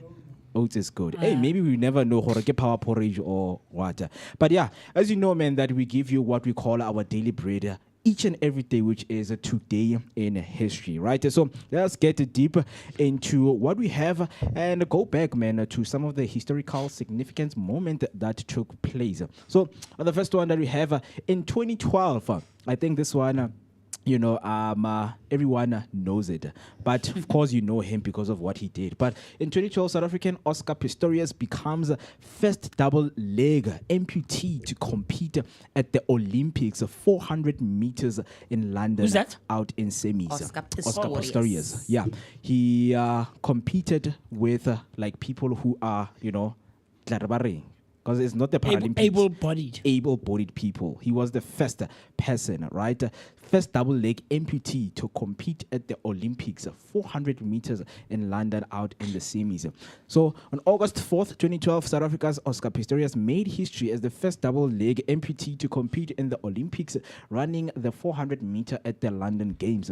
Nicknamed the Blade Runner for his carbon fiber prosthetics, he placed second in his heat with a time of 45.44 seconds, advancing to the semi-finals where he finished 8th. His participation symbolized resilience and inclusion, earning a global admiration and a bib swap with eventual gold medalist Kirani James as a gesture of Olympic spirit, right? That is very much interesting right there. And then on the second one, in 2021, Rihanna named the world's wealthiest female musician worth 1.7 billion by Forbes. In August 2021, Forbes crowned Rihanna the world's wealthiest female musician, estimating her net worth at 1.7 billion US dollars. Surprisingly, most of her fortune didn't come from music. It stemmed from her widely successful cosmetics brand, Fenty Beauty, which she co-owns with luxury giant LVMH and which contributed around 1.4 billion US dollars. Her lingerie line, Savage X Fenty, added another 270 million US dollars, while her music and acting career rounded out the rest. Rihanna's empire redefined celebrities' entrepreneurship with inclusivity at the heart of her brand's global appeal. Then, on the last one right here, in 2010, California's Proposition 8, the ballot initiative prohibiting same-sex marriage passed by the state's voters in 2008, is overturned by Judge Vaughn Walker in the case Perry Schwarzenegger. On August 4th in 2010, the U.S. District Judge Vaughn Walker ruled California's Proposition 8 unconstitutional in Perry Schwarzenegger, striking down the 2008 voter-approved ban on same-sex marriage. His 136-page decision argued that Prop 8 violated the U.S. Constitution, equal protection, and due process clauses, stating it lacked any rational basis and merely enforced the private moral views that same-sex couples were inferior.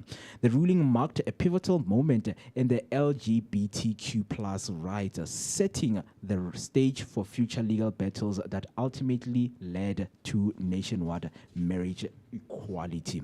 Very interesting right there. That is all for your Today in History. If you happen to know anything and you want to comment, please share your 2 cents on that one. And then, in terms of the inventions made by people all around the world, what do we have for today? Today we have what we call the Ringo Smart Ring.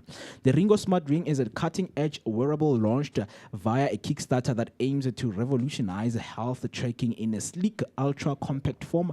What set it apart is its promise to measure body fat and hydration levels. A first for smart rings using sensors like the ECG, body temperature, and heart rate variability. Available in 2 models, Ringo and Ringo Pro. The rings also monitor sleep, stress, menstrual cycles, and blood oxygen while offering touch-free smartphones control and event reminders. With a stainless steel build, water resistance up to 50 meters, and a battery life up to 7 days. It's designed for both style and substance. Just note, as a crowd-funded project, its full delivery and performance are still being watched closely, right? Ringo Smart Ring. Ringo Madlingos. Those are the inventions made for today. Mara why? Yay, you're trying to misbehave. I mean, Ringo, man. Yeah, so looking into the calendar, today is the 216th day of the year and the 217th in leap years. Number of days remaining, we are left with 149 days left. And then we are left with 20 weeks remaining until we say goodbye to the year. And then let's look into the National Day. What are we celebrating and why? And I don't understand that. Like some of the days that are being celebrated out there, guys. But today is Single Working Women's Day. I concur with exactly what you just said. Friday, nobody girlfriend. Omonga refer girlfriend to the gifts. How the girlfriend to show me? No, TC, no. No. I hope you're single women. For why are we celebrating Banyana Baba single Baba Berekang? So what? Women's month. And so actually hating on us. Every other day, something women. Celebrate you. Okay, I'm a single broadcaster. Can we be celebrated as single broadcasters? I achieve. You guys will get your days, November and stuff. You'll get them. When? It's Women's Month. But they're exaggerating now. Who? A single woman. Should we? Yes. Are you single? Yes. Being unmarried doesn't mean you're single. I'm legally single. Yes. Legally. Are you practically single? Are you practically single? When I go and fill in forms, because when you go to, any institution, there's when you fill in a form, like they ask you single, married, or what's the other one? Widowed. Yeah. I take single. Because legally, I am single. Legally, no one is disputing that. Yes, fine. The system. No, fine. She's yes. We agree. She's not a Mrs. Legally, so fine, great. What's Otika? Are you single now? Should we go to your chat? Get out of my love life. Get out. Is she dating? Are you dating? How do you dating? Are you dating? Yes, I'm okay, so this day is not for you. It doesn't apply to you. Hey, today. The celebration does not apply to you. Wait. For today, because legally I'm single, it applies to me. It doesn't, because the statement says it's celebrating. Unmarried. Is it single or unmarried more? So let's go through it. Yes. So Single Working Women's Day, celebrated annually on the 4th of August. The Single Working Women's Day honors the resilience, contribution, and independence of women who navigate life and work solo. Founded by Barbara Payne, the day recognizes the unique challenges faced by single women, from managing households to excelling in careers, while spotlighting their impact on society and the economy. It's a moment to appreciate their grit, advocate for gender equality, and celebrate the strength behind doing it all. Habare unmarried, hati single working woman navigating life of being single and balancing it out with work life. So when you're not single, you have someone you are relying on. Habare legally, habare unmarried. Sorry? The pendulum swings both ways. Okay. It could mean unmarried. It could also mean But I think if it were unmarried, they would have stated unmarried. Yeah, and I am single according to the eyes of the law. So today's date applies to me. When we are phonelwa, Hey, baby. ukuphi? Jolang guys, that's not more like date. Wena wa phonelwa wena. So baki ba greedy, baki o a tsore mahamba ete. Yes, ana motho wa reportang ko yena. There's no saying no. I'm still at the Vooka Breakfast Show. I'm still at the station. When I report, wena gore baby ngisa semsebenzini. La gona baby mo. Single. How report it? No one you're relying on. When you have someone you're relying on. Don't take the day away from actual single You have people. a partner. Sning ning nazar. Oh, baby, wam is so cute. If life ya mohama, she's alone, baba. There's no yo baby wam yazi emsebenzini bayang strains. Where you can go and vent. Where you can go and vent. Baba, she goes vent to the ports. Wait till one quiet. Wait till go Vooka Breakfast Show. When get this any breakfast? Do you see those types of things? Yeah. So TC, don't take the day away from the people who are actually should be in celebration of this day and what it means. You can celebrate like Momo Ying, in spirit. Do you get what I'm trying to say? Hey, Simoya Siruna. Yeah, you can support them, guys. One day you'll get to where I am. and have Wow. someone Excuse to me. remind you. Whoa. Wow. Yeah, but with that being said, man. No, not that it's an achievement, but Yeah. it's just one of those things, you Yeah, know. yeah. Where if you have someone, it's cool sometimes. It's nice. It's Companion. So, companionship. So TC, take full what? But joy, I guess, for lack of a better word. Yeah. In knowing that you have companionship on a day-to-day basis. You will never be the same. You will never. But yeah, with that being said, let's look deep into the celebrity birthdays that we have. First one that we have is Barack Obama. Hey, Of course, man. Born Black today, president. you know, the month of the heroes, in fact, you know, and we know that I'm also born in the same month, Lebo Barack Obama. Oh, So wow. maybe I am going to be the president. Oh, You wow. never know. Right? So I Right. was born in 1961 and turning 64 years old. And interesting fact, Barack Obama became the first African-American U.S. president in 2008, symbolizing major progress in civil rights. He received the 2009 Nobel Peace Prize for advancing international diplomacy and cooperation. 44th President of the United States, who became the first African-American to hold the office. He became known for his economic stimulus, legislation, and healthcare reform. The next one that we have is Dylan Sprouse. Hey.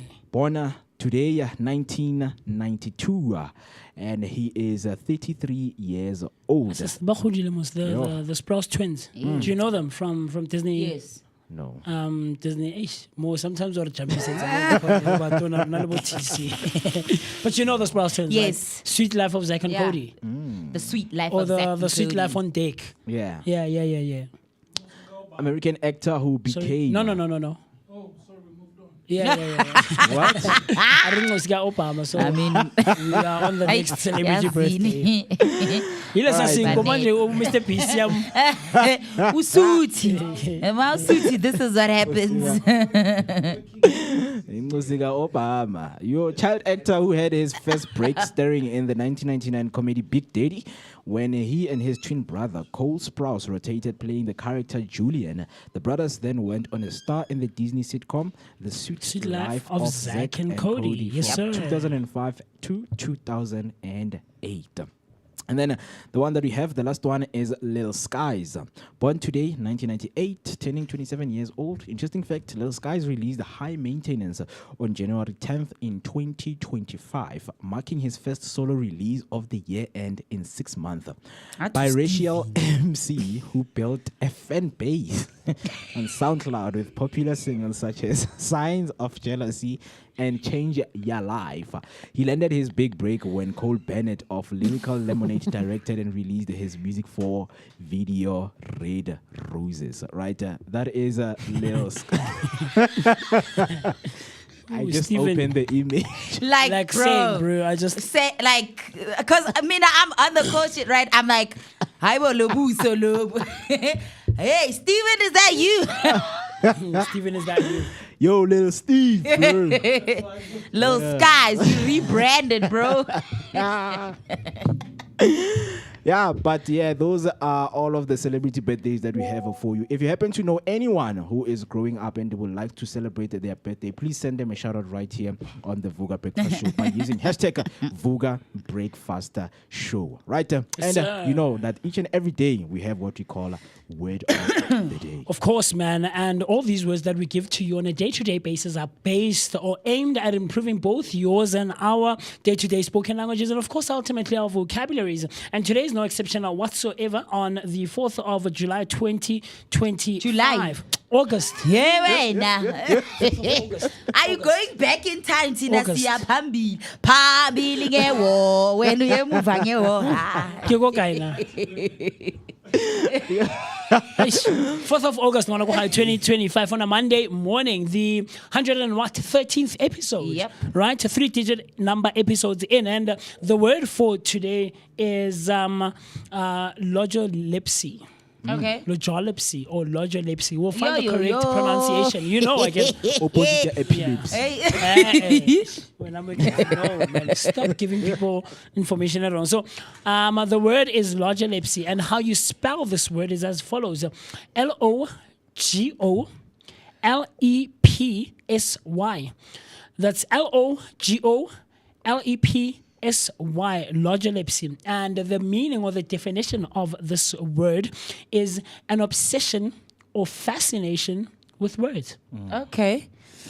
An obsession or fascination with words. Since this is something that probably afflicts Unkarabile, maybe he can tell us Come on, man. how to pronounce it, because you know. Logolepsy. Yeah.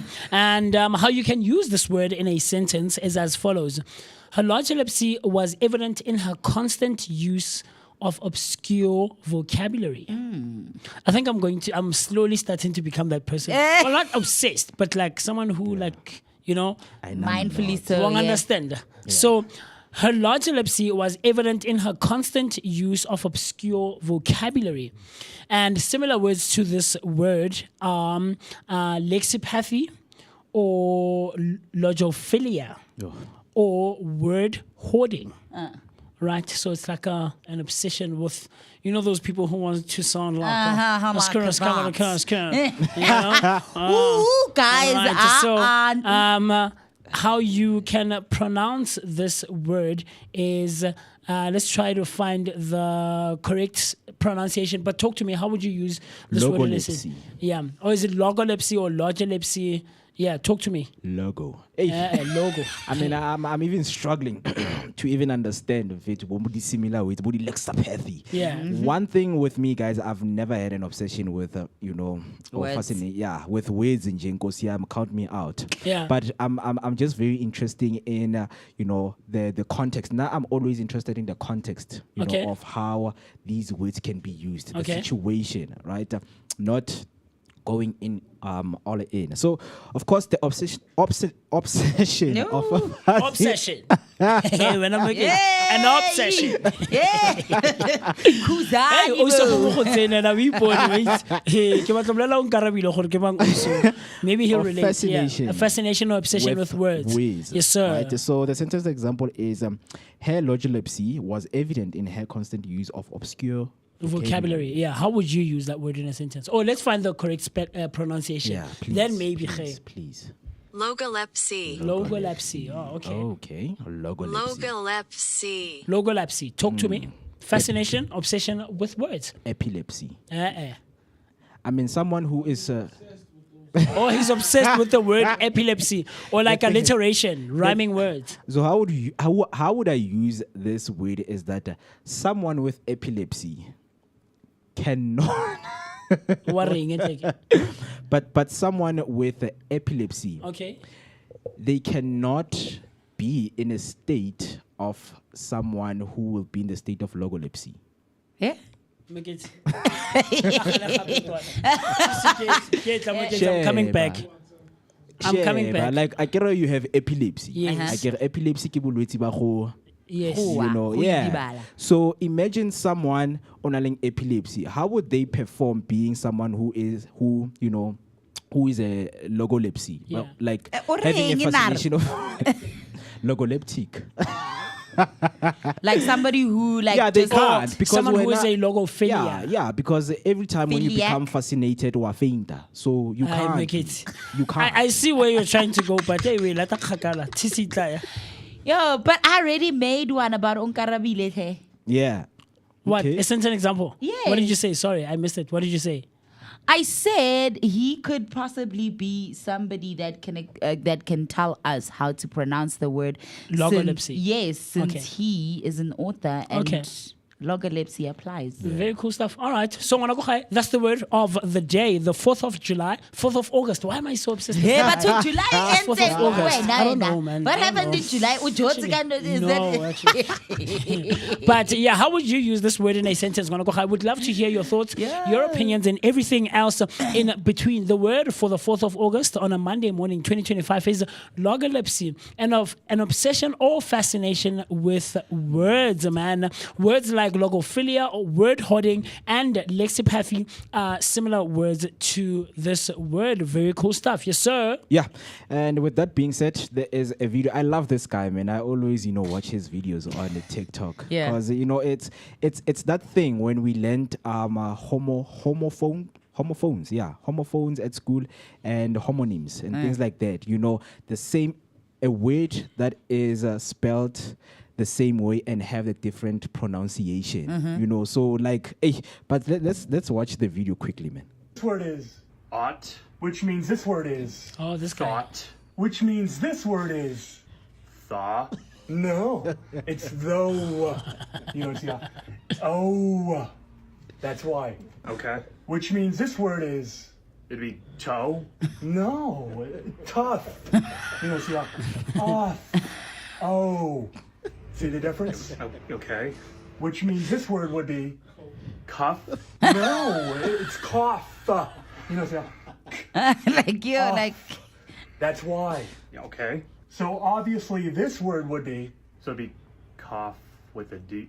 Doff? No. Dough. Dough. Remember what I said earlier? Oh. Dough. Yup. So now that you know that, this word would be drought. No. I mean, draught. No. Drut. No. It's drought. Ow. Drought. Remember, just because they're spelt the same doesn't mean they sound the same. Yeah, man. Very cool stuff. I love this guy. Yeah. Ah, man. like I'm just like, sir, no, that is not. No, I think he's proving that the English language is just, I don't know, man. It's complex, man. Yeah, and very it's complex. Yo. it is honest.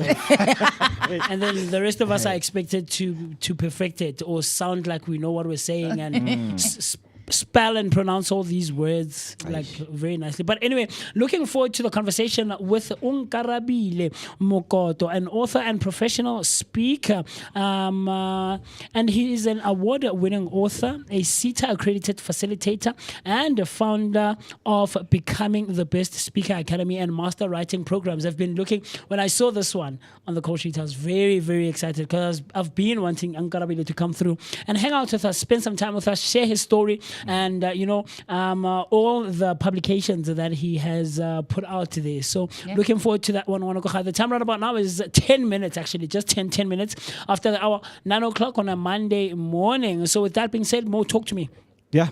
So with that being said, man, we're just going to take a short break, and then after the break, he is going to be with us right here. So for whoever who is watching, please stay tuned. Don't go anywhere. Grab that hot.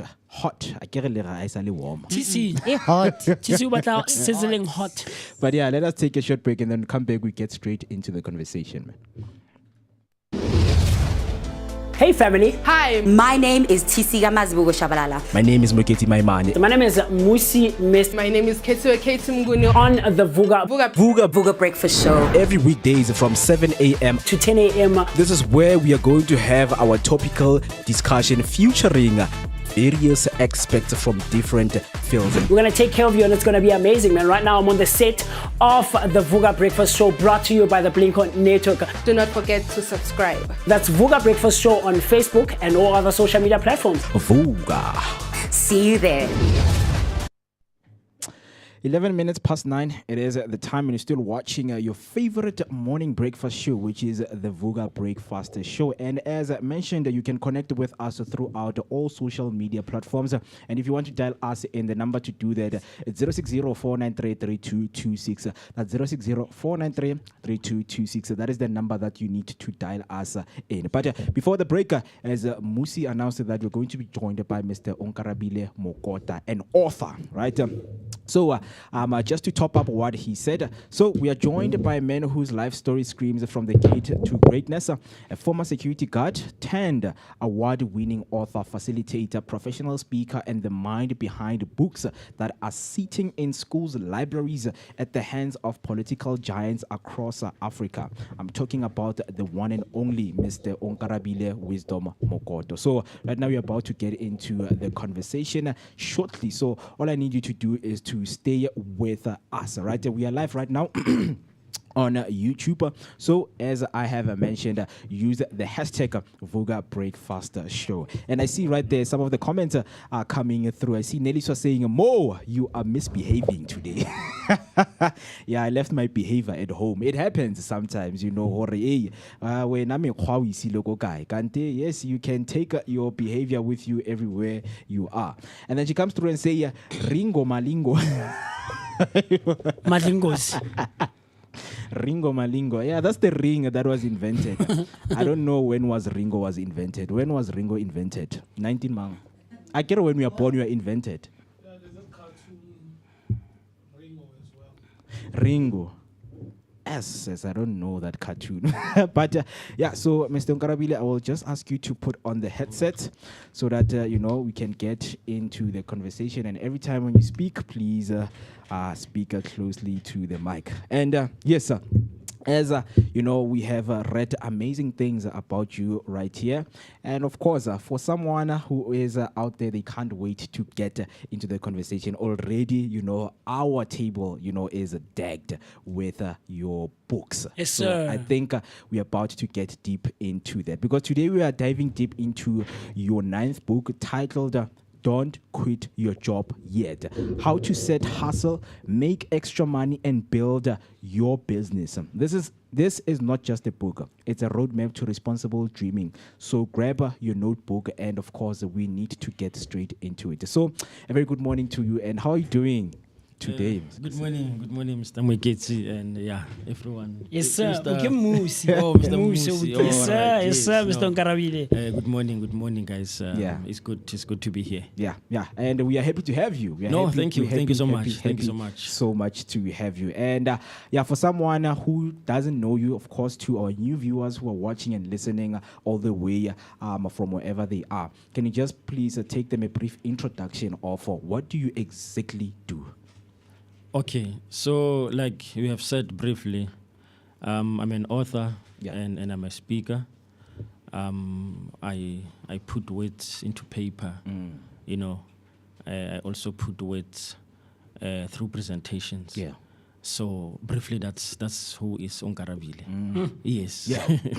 Very interesting, because when you speak about that, we dive deep into some of the work that you have done, right? And your book titled Don't Quit Your Job Yet. And of course, anyone out there, when they hear the term, they're like, obviously they're going to be, more confused, or they're going to ask themselves, what do you mean, don't quit your job yet? Why? Because that is a very bold statement, right, in a generation that encourages jumping in everything all in at once, right? So what inspired the message, and who is it really meant for? Yes, that's a good question. What inspired me is the mistake that I have seen a lot of people doing when they want to venture into whether you call their callings, their passion, their side hustle, their, whatever they want to venture into out of their 9-to-5 job. the mistake that they have done is to jump ship quickly and end up regretting when things are not going well in whatever they want to venture into. So I realized that a lot of people are making that mistake, and I wanted to, fill up that gap and actually encourage them to not actually make that mistake, but rather understand that you can actually do your passion while you're still into your 9-to-5 job. So what inspired me is just to help people to avoid that mistake. Because I also personally once did that, and I detailed that in my book, that I dropped out at university when I was doing third year because I wanted to go to ministry full time. Because one of the things that I also do is that I'm called to preach the gospel. So I was passionate to do that full time, and I said no, this thing is wasting my time. And I dropped out at university. I had a lot of people saying I dropped out at university because of finance. I didn't have any problem with finance. I was using NFSAS, and during my time, NFSAS was not like today. It was good those time. We were not struggling when you apply for NFSAS. So I was using NFSAS all the way to third year, and I was only left with 1 year. And I quit and I went to ministry, and things did not go well. Unfortunately, ministry didn't go well to a point where I end up now being broke, not knowing what to do, and that's where my path led me to join security industry because I wanted something to do just to make a living. But then that experience taught me a lot, and I'm making an example about that in my book. So I want to help other people also not to make that mistake. Yes. Very interesting because you're mentioning that you have made mistakes and you're helping people out there to avoid the mistakes. And with your book, it's as simply as the message has been conveyed, to the people out there. So according to you, do you think that people are actually avoiding the same mistakes that you made? No, they are not. They are not. I think that's the reason maybe why I wrote the book. Because I've realized that it was not only me. A lot of people are still doing it. I've written about some quite few people in my book that some I've interviewed, some are my friends, some are the people that I know I've read about, who have made same mistake. There is this guy that I think took his package at work, and he was promised to venture into a mining business, and the guy was successful. It's the person that I know. The guy was successful, and he took a package, and he went to I think Mozambique to try to do some business there, and unfortunately it didn't go well. Now the guy is old. There's no way that he can get the job. He cannot go back to the same job, and now the guy actually got into depression. He was admitted I think for about 6 months. And his family is now struggling. The kids are struggling. The house, is repossessed. So everything is just going sour because of the mistake of jump shipping quickly. So the book says to you. And I like my title because it says don't quit your job yet. It doesn't say don't quit your job. Because people are making mistakes. No, you're saying you must not quit your job. No. I'm not saying that. I'm saying don't quit your job yet. So it's very important to note that. To note the yet. Yes, exactly. Sir. That's a very key word there. So I'm saying you can do the mining business. You can do the ministry. You can do, as an artist in music. You can do writing as an author while you're still in your 9-to-5 job. Because there are bills to be paid. We need to be realistic. There are bills needs to be. And let me just pause it. I love it. So your journey sounds very, very, very interesting, Onkarabile. And someone could be watching and saying, "Hey, it sounds easy," to say, "Hey, man, Musiman, don't quit your job yet, man." Continue Vooka Breakfast Show. You'll do something else, But what have you seen is, or what would you describe as a path to take or a direction to take in terms of navigating the space of not yet quitting your job, but also tackling whatever passion you might have on the side or side hustle, because navigating all of those things, life is Yes, and someone could say, yo, my 9 to 5 consumes a whole lot of my time. I work Monday to Saturday. Saturday ki chase aka 1 in the afternoon. I only have Sundays. So how would you advise someone who is in that position, wants to leave that conventional 9 to 5, but is struggling and can't necessarily take those steps to tackling fully their passion or their side hustle? I think one of the challenge that I faced was the very same thing that you are bringing. A lot of people will ask the very same question to say, okay, yes, sir. I work Monday to Saturday, or I only get 2 days off, and when I'm off, I have to take care of my kids. I have to do the house chores and stuff. One of the title, actually the last title in my book, it's 24-hour rule. In that title, or chapter rather, I argue that all of us have 24 hours. Yes, sir. No one has 25 hours. It is the matter of using your time effectively. It is the matter of sacrificing.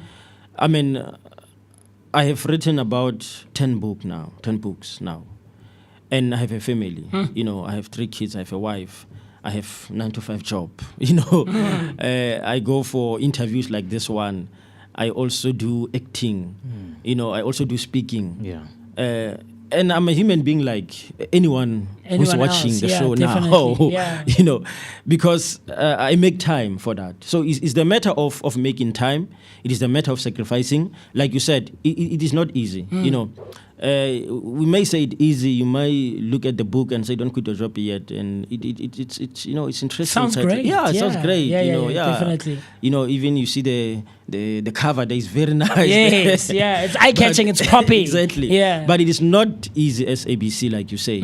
It is a matter of sacrifice. It's a matter of being passionate about what you really want to do outside your work. Because at the end of the day, all of us, we need to do what we are called to do in life. Because according to the statistics or the research rather, it says 80 to 90% of people hate their job worldwide.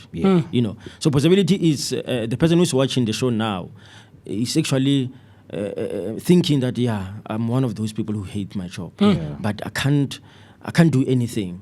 If you are really passionate about what you want to do outside work, then you have to sacrifice. Very interesting. You're powerful. Very more. It is Powerful. very. Yeah. And like as we're on people and how they perceive or how they approach the space of navigating side hustles and passions and stuff. For me, it strikes a chord very, very much so, because I don't think I'm a conventional office type of person. You know, Mo. I've always expressed myself in artistic ways. The art of presenting, the art of speaking behind a mic, or being in front of the camera, or being on stage, or so I mean, many people quit too early. Like you mentioned, right? And moto assets are not discouraged because for about a year or so they had saved up that 10,000 or whatever to start that small anyana business. Moto areke gonna the truck, not the truck, but those things they get to Food trucks. No, yeah, but for lack of a better word, Soweto and stuff like that. And then, like you mentioned, or you made the example of the guy with the mines and stuff. Moto not discouraged. So, what are some of the warning signs that people can look out for as they are approaching the time of slowly getting to a point where they will eventually quit their job and fully tackle the passions or their side hustles? And what are the blind spots that the book highlights, maybe perhaps? Or you know what, Musi, you should look out for this when you are navigating that space, or be on the lookout, or Nje, do you get what I'm trying to say? Awareness, Yes. Nje. Yeah, about blind spots and warning signs. Okay, there's one thing that I mentioned which overall everything. And is that you must work until you are not able to work anymore. That overalls everything. In other words, I'm saying you must work to a point where whatever you are doing doesn't allow you to work anymore. You must work and profit from your side hustle or from your venture to a point where even your work cannot give you that profit that you are getting from your side hustle. That's where you'll realize that there's no need for me to work. But if you can't, your side hustle or your venture cannot take care of your needs, then you are taking chances. Because, as I've said, it is realistic. We need to be realistic that there are bills to be paid. Yes, sir. There's no magic, And one of the chapter in my book is that your salary or funding. And I also encourage people to say, your salary can be a funding. I argue that a lot of people will complain and say, hey, we don't have funding, we don't have sponsor, we don't have, Destiny help us and those kind of things. But if you are working, then you have actually a sponsor, you have a funder already. Your salary, your funding. So you must work to a point where you're not able to work anymore. That overrules everything. As long as you see that you need to work, your side hustle doesn't stop you to work, then continue working until your side hustle makes you to stop working. That is what I encourage people to do. Very powerful. You know what it very brings powerful. up for me more? You remember what Tess said a couple of weeks ago?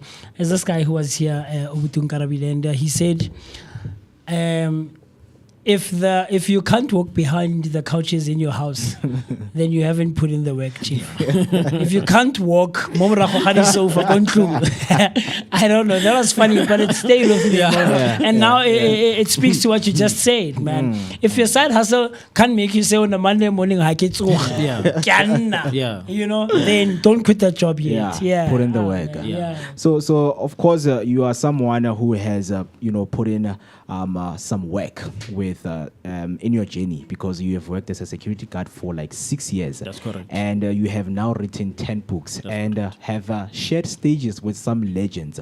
And speaking of legends, I have a picture right here as you have signed an autograph, on the 1st of August, this month. On Friday. Minister Blade Nzimande. On Friday. On Friday. Yes. 3 days ago. It was 3 days ago, and I know these things they kind of shape, how you are about to see, or how, you would like to shape your mindset, because sharing stages with these kind of people really, really impacts you as a human being. So how did your mindset change between being an employee and becoming an author entrepreneur? All right. It's also, I love that one. When I got into writing, there are two statements that I encountered.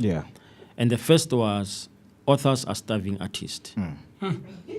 And the second one was, you cannot make a living as an author. I was so hurt, especially with the first one, that authors are starving artists. I was so hurt. And I told myself that I'm gonna prove that this is just a myth. I'm gonna prove that you can make a living as an author. You can profit from an author. And I think my story was in one of the article, I think 2 months back, detailing, just making an example that I've made more than 145,000. As an author, I was just encouraging. Actually, that initiated or gave birth to an initiation called Money in Books program, where I actually teach authors on how to profit and make money out of their books. Because I've proved that you can make money. It's possible. It's possible. I have paid bills with my books. I took my family to lunch with my books. I paid my debt. I've always said to people that I was working for a longer period, but I was still in debt. But when I became an author, I paid off my debt with the money from my books, not from my work. And I'm a debt-free person today because of my craft, not because of my work. Yes, the work, as I've said, is very important. Contributes. It does a lot. My work is the one that made me to be an author today. It is the one that actually funded my project. But I have made money through my books, So that's what actually encouraged me the statement that I got when I became an author to Yeah. say authors are starving artists. And I said, I'm not going to starve. I mean, if actors can get paid because of their work, they can make money because of their work, if musicians can make money because of their work, then I can also make money through my work. I mean, it's the same thing. It's an art, you know. Yeah, if other artists are making money, why can't authors make money? Yeah. So I have made money. I'm still making money. And I'm actually in a path to teach other authors on how to make money through their books. Yeah. Yes. Very powerful. Very. And you have mentioned, money quite well in this conversation, because I know each and every time when we talk about craft, especially nowadays in this economy, people will say, how can I get the money? Where is the money, right? So for someone earning a salary and trying to start something on the side, because for some people it's difficult, as they will tell you that I don't have enough money, right? And the sacrifices, they're not as, weighing into what I am going through right now. What's your advice on managing finances between the personal, expenses, investments, and growing a hustle? Yeah, I love that one. And actually, there's a book here. I think that's my 6th book. Okay. Yes, sir. Financial Wisdom. Yeah.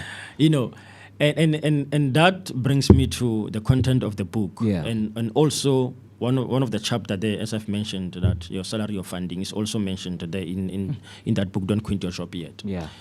And I like what you said, the statement that you used, that someone will say, I don't have enough money. Yeah.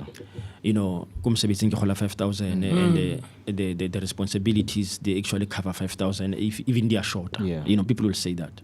And this is the argument that I've said over the years.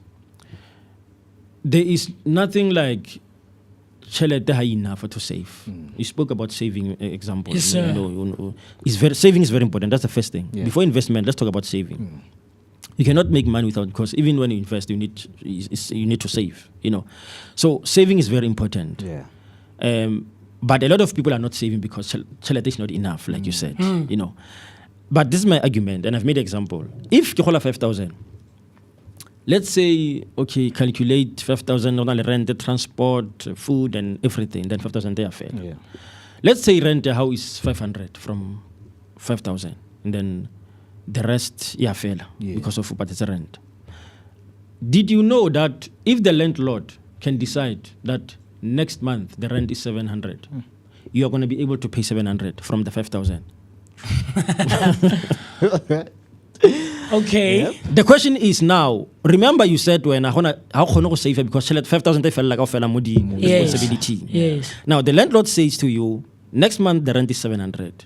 It means now from 500 you need 200 extra that you need to add. Yeah. Yes. Did you know that from that 5,000, the same 200 is going to come out to add to 500 money? The question is, it's a kokai. Someone could argue Obutong Karabile and say, I checked my monthly expenses. I moved things around. I compromised. I sacrificed. Very good. That's correct. And that's a correct one. The question is, why haven't you done it before? You see, before you said haiyo. Circumstance, though. But still now the circumstances, even now, are you changing the circumstances? No, but I get it on the circumstance. Yes, I think it's pressure. Yes. Circumstance I'm forced to thank you. Sacrifice. Thank you so much. Maybe I get one after 2 months. You can do that. We get it away now. You can do. That's what kills a lot of people. Yeah. Let's learn from taxi owners. You know how taxi owners does. How do they do? Yes, sir. How do we become taxi owners? They do the same. They follow the same principles. Yeah. They sacrifice. If someone a regular taxi A1, ne, I patala high feza. That's one of the story that I got from one taxi owner. Yeah. Or regular taxi A1, I pay obvious installment, I pay installment. It's a feza. He continue paying that installment. Mara a safe a chelete eo. Okay. Or the money for the installment was being diverted to savings. Exactly. Now. Okay. Yeah. So it was a circumstances. Sure. He had a circumstance. I don't know. I have no choice. I have to pay installment. Yes, sir. But after I fed it, as I get relaxed, no. He continued paying the same amount. Of the installment. Exactly. Yeah. One of my colleagues used the same principle. He was a security guard also, and he told me this story when he was moved into a hotel. Now he was working for a hotel, and he says to me, what made me to be successful financially is because I continue with the salary that I used to get when I was a security guard. The same extra money that came from the new salary, I saved it. And the guy, when you look at his colleague and him, you'll see that this guy has more money than those guys. Yeah. No, he doesn't. Okay, he does, but they get the same salary. Why? He sacrificed and say, I've been living got 5,000 just security. 3,000 I buy. 3,000 I pay. I mean, because it's like a pay. Just don't pretend as if now I've never got 5,000. No, I've been living at 5,000. So why can't I continue 5,000? The mistake that we do, Rona, how is gonna 3,000 extra? You start having exactly. You understand? Yes, you start having complete expenses. You understand? And people will say, more money, more problems. Yeah, that's a lie. That's a lie. More money, more solutions. But would you not say that if your salary on a month-to-month basis is 5,000, if your salary is 5,000, and the argument of saying your salary or your expenses are double the amount of your salary. So I'll call 5,000, matata go get 10,000. I'll call 8,000, matata go get 16,000. Money is always like that. Even if you can call 100,000, matata not 200,000. Yeah, it's always like that. Yes, sir. And we have seen this with people that we thought they are rich or they have money, and we were shocked when those people got broke. You understand? Because the secret is the managing of finance, like you said. It's the managing of finances. There's no secret than that. Hence, I'm saying, there is a show that we know I blew it. Yes. Yeah. Mutatole 2 million. Exactly. You understand? And you think, when I get 2 million now, my life is gonna change. Yeah.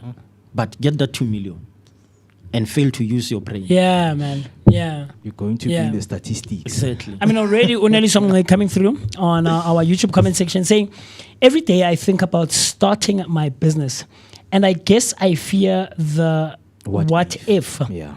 But again, I don't know where to start. So this is someone, Khona, she just sent a video. She's in the gym now, and she's listening and watching and spending some time with us. But she does have a 9 to 5. Marakio Wachokore. I'm someone who's been wanting to start my business, and so I think a lot of people have that fear. What if? So, Jay, how do we reconcile and say, I'm starting? I think the struggle, the challenge is starting. So how do you take that first step and say, I'm doing it now. I'm saving, or I've saved up this 10,000. Now I start spending it towards pushing that side hustle. How do you start? How do you take the first step? Yes, sir. It's funny. Someone said the first thing that you need to do is to take the first step. Yeah. How to take the first step? Yeah. Is to take the first step. Yeah. The something is funny. Someone said that. He said the first thing to do is to take the first step. Yeah. The first step is to take the first step. Exactly. Yes, sir. But okay, let's maybe make it simple. And where to start? Where to start? Unfortunately, in this life, you will never know if something will work until you make it work. Unfortunately. The slogan that I've used over the years in my journey is, there is no magic. And I think I've mentioned it in our conversation now. I always say, there is no magic. You need to take that first step. You need to take that first step. There is what if. People who are successful today, they have that what if. But they concluded to go against what if. Imagine if I never believed that I can write. Imagine. I couldn't have written 10 books. I couldn't have now testified to say my books are in Gauteng library, schools. Like you said, Mr. Mweketi, I just signed my book to... and by the way, he bought my book. I didn't just give him for free. He bought my book. Yeah. My books are now in countries like USA, England, Mozambique, Holland. You mentioned those. My books are there. Yeah. Imagine if I never took the first step, believing that I don't have funding to publish my books. But I sacrificed. I took the step. Imagine if I thought, who will read my books?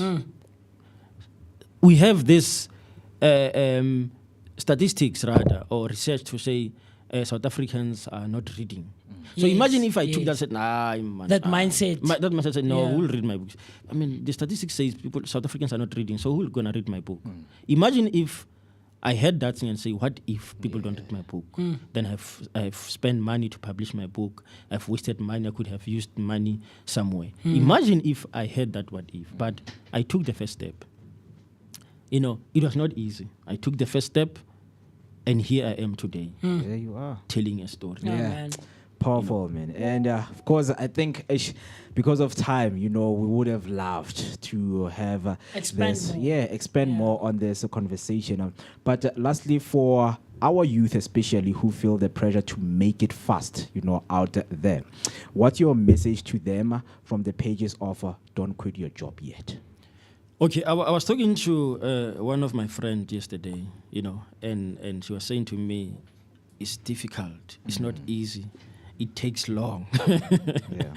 And I said to her, it always takes long. Yeah. And he said, why? She said, why is taking long? And I said, is what is called process. I always say, everyone that we are looking up to today went through what you call a process. There's no stage that you can go to apart from passing that stage called process. It's a principle of life. It's godly principle. That's how God made things. Everything is a process. Even nature teaches us that everything is a process. Food is a process. Everything. Plants, process. A human being, process. There is nothing that just appears. There is no magic. I've said it. And one of the days I said, even magicians make their magic. Even magicians, they perform their magic. Magic appear like this. But there's a process. But there's a process behind. Before that person came there, there's something behind the scene that was worked, a process behind. So there's nothing in this life without a process. So I'm saying to the youth, go through a process. Be patient. Uskatata. Akona motho shipile ngasithunya. Yes, sir. Don't over pressurize. Take things slowly and go through a process, and one day also pop. Yes, powerful. This was a masterclass. If anyone can describe what we just experienced right here, this was a masterclass from you. So if anyone wants to get hold of your copies of your book, where can they find them, and socially, where can they actually find you again? On Facebook, Ongarabile Mokoto. Instagram, same, Ongarabile Mokoto. I'm very active on social media, so they can get hold of me there. Yes, sir. Yes. This was a very wonderful, book review session right here, man. And of course, it has fueled our week. But with that being said, thank you so much for your time, Mr. Onkarabile. No, thank you guys for the invite. I really appreciate it. Yes, sir. We appreciate you coming through, Onkarabile. And maybe perhaps we can have an extended conversation. No, definitely. Definitely. On something that we're piloting and we're playing around with called extended talks, extended conversations. And we can delve deeper into the various books that you have published and you have written. I mean, scripted, turning the written you into reality. That's my latest, things like financial wisdom, how to make and use money effectively, and of course, don't quit your job yet. That is right there next to Mweketi. And they from the titles, they seem and sound very interesting, and I can't wait to get into it. So looking forward to that one. Thank you. We appreciate. Thank you so much. Yes, Yeah. sir. Yeah. So what we're gonna do right now is to get straight into the conversation, but we are going to do that after the break. Yeah. We're going to be joined by Banele Zakele Msibe. Our guest this morning is a real proof that YouTube plus vision, also varsity hustles, it equals to a growing tech empire. So it is a conversation that we're going to get into after this short break. So please don't go anywhere. Hey, family. Hi, My name is Tisiga Mazibugo Shabalala. My name is Moketi Maimane. My name is Musi Miss my name is Ketue Ketumguni on the Vooka Vooka Breakfast Show. Every weekdays from 7 a.m. to 10 a.m. This is where we are going to have our topical discussion featuring various experts from different fields. We're going to take care of you, and it's going to be amazing, man. Right now, I'm on the set of the Vooka Breakfast Show, brought to you by the Blink-On Network. Do not forget to subscribe. That's Vooka Breakfast Show on Facebook and all other social media platforms. Vooka. See you there. All right, 14 minutes till we hit the 10 o'clock on the dot. And before the break, we announced that we're going to be joined by Mr. Banele Zakele Msibe. As I have said, that this guest of ours is a real proof that YouTube plus vision plus varsity hustle, it equals to a growing tech empire. So Banele Msibe started out selling Apple products to students, sporting a major gap in affordability and trust. Now, he's moving over 10 Apple products a day online. And all of this started with curiosity and courage. So let us welcome Mr. Banele right here on the Vooka Breakfast Show. Very good morning to you, sir, and how are you doing this morning? Oh, good. And how are you guys? We are good and happy to have you. I mean, reading through your work and your biography, we see that you are a man of coming up with solutions to the problems that are out there, right? So for someone who is listening right now and watching, can you just please take them through a brief introduction of what do you exactly do? Okay. I hope you guys can hear me. My name is again Banele Msibi. Born and bred in Umula, Germiston. So I normally don't do this, but eventually I had to do it. What I do is I sell products online, like your any Apple product that you may think of. iPhone chargers, your cables, anything Apple. So how I started, it was just a thing, man. I didn't even think that I'd go this far. I just had a dream, like any other kid from the township. So surprisingly so, people supported me like crazy, crazy, crazy. They would ask me if I sell apples like online. I'd use WhatsApp back in the day, and it took about 3 months to pick up. So yeah, that's how I eventually started only with 100 rand. Yeah. Yeah, man.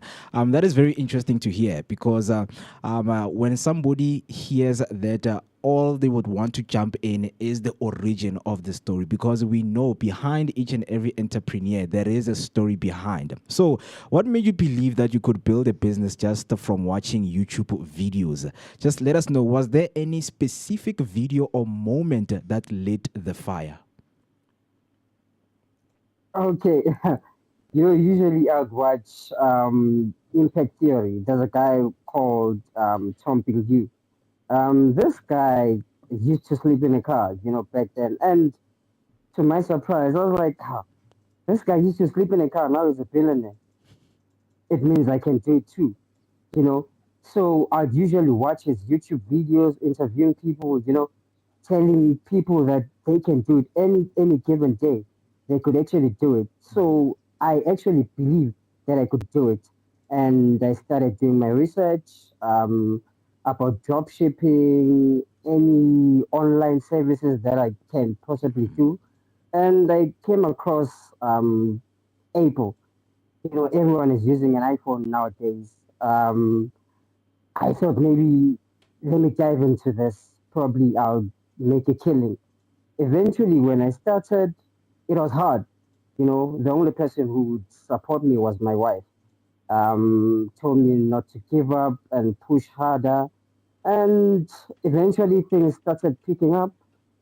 And to varsity, everyone was like, I know this guy from online. He sells my iPhone. I was like, "Ha, these people know me and I don't even have followers. How so? How does that even happen? So people started ordering from me. I'd use WhatsApp, telling them to get my numbers. And my lecturer said, you know what? You should do this thing big. And I was like, what? I should do this thing big. So this means people are getting a hold of me. So I need to get more people now. So I got my money, got my investments, dived into a website. And when I started a website, it wasn't easy because when you have a website, you have many glitches like your bugs and people trying to steal from you. I remember one time there was a guy who actually wanted to scam me. He went into my WhatsApp and told me that I bought an iPhone 16. I was like, iPhone 16 when? And he told me the day. I was like, okay, sure, send me your proof of payment. It just disappeared. That's when I knew I need to start something concrete enough that is encrypted um, into the website actually. So yeah. Yeah, man. I hear you. Banele, and it sounds interesting and fascinating, man. I can imagine the journey that you have been on thus far. But I mean, when you venture into such a space, it is accompanied by quite a lot of doubt, right? Especially when it comes to online. I'll tell you, with myself, I still am very skeptical about online anything in terms of online banking, online shopping, and things of that sort. I remember about a year ago, I think it was these very same glasses. I saw them on Sheen, on Sheen, and I was like to my sister-in-law, hey, Mfethu, please buy these for me because I can't do it myself, And she used her because she's been doing it for quite some time. So there comes a lot of doubt with things of that sort, and people are very skeptical and mistrusting, right? So with that being said, having started out in varsity and now having built quite a big empire, how did you build trust, man, as a young person and someone who is unknown in the reselling business and the online market of online shopping and selling and reselling? Do you think that there were moments where people doubted you and your reliability and your integrity? Obviously, people used to say, no, dude, I won't buy from you. We don't even know you. So you're new to the game. I was like, okay, sharp. I'll prove myself. I would send people copies of my ID, certified, just for them to trust me. If I don't provide the services they buying into, they'll probably get me arrested. So that was the catch. I'll give them my identity documents just for them to see me, because people normally these days believe in seeing something, you know. So yeah, that's how I got people to trust me.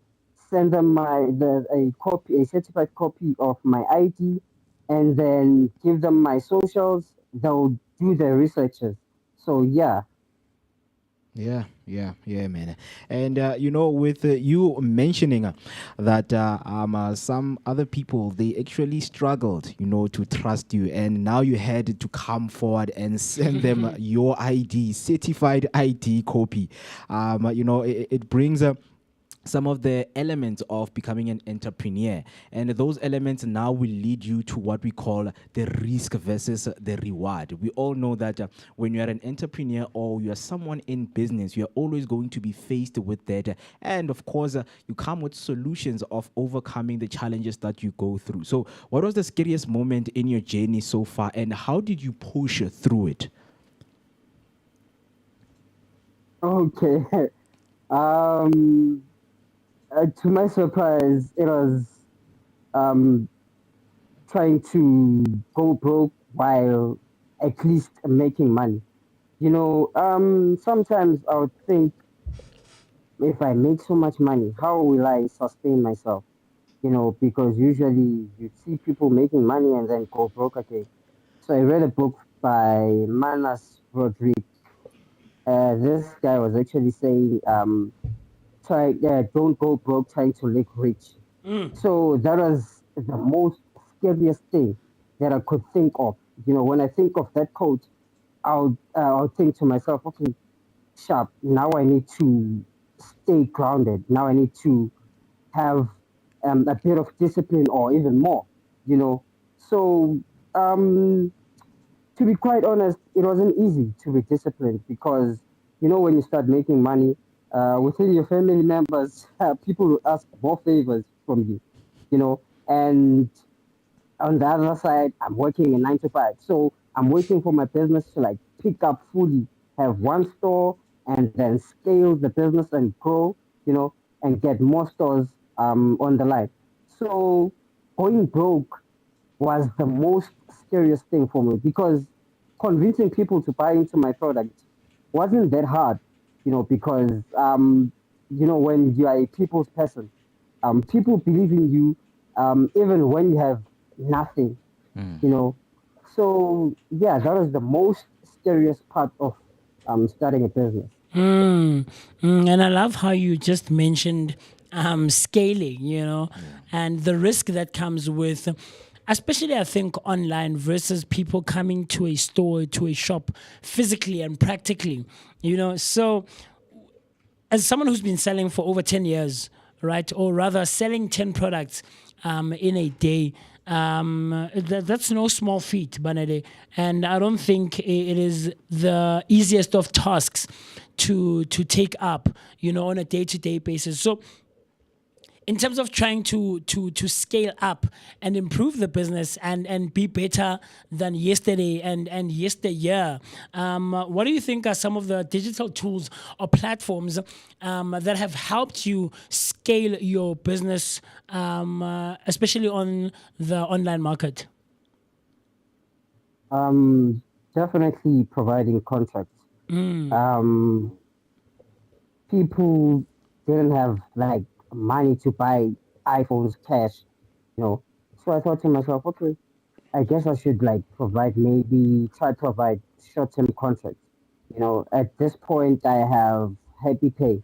It's a 2 month contract where you actually sign up with them, and then after signing up, get to find out how much credit they can give you, and then possibly get any iPhone of your choice based on your credit, and then pay in the next 2 months.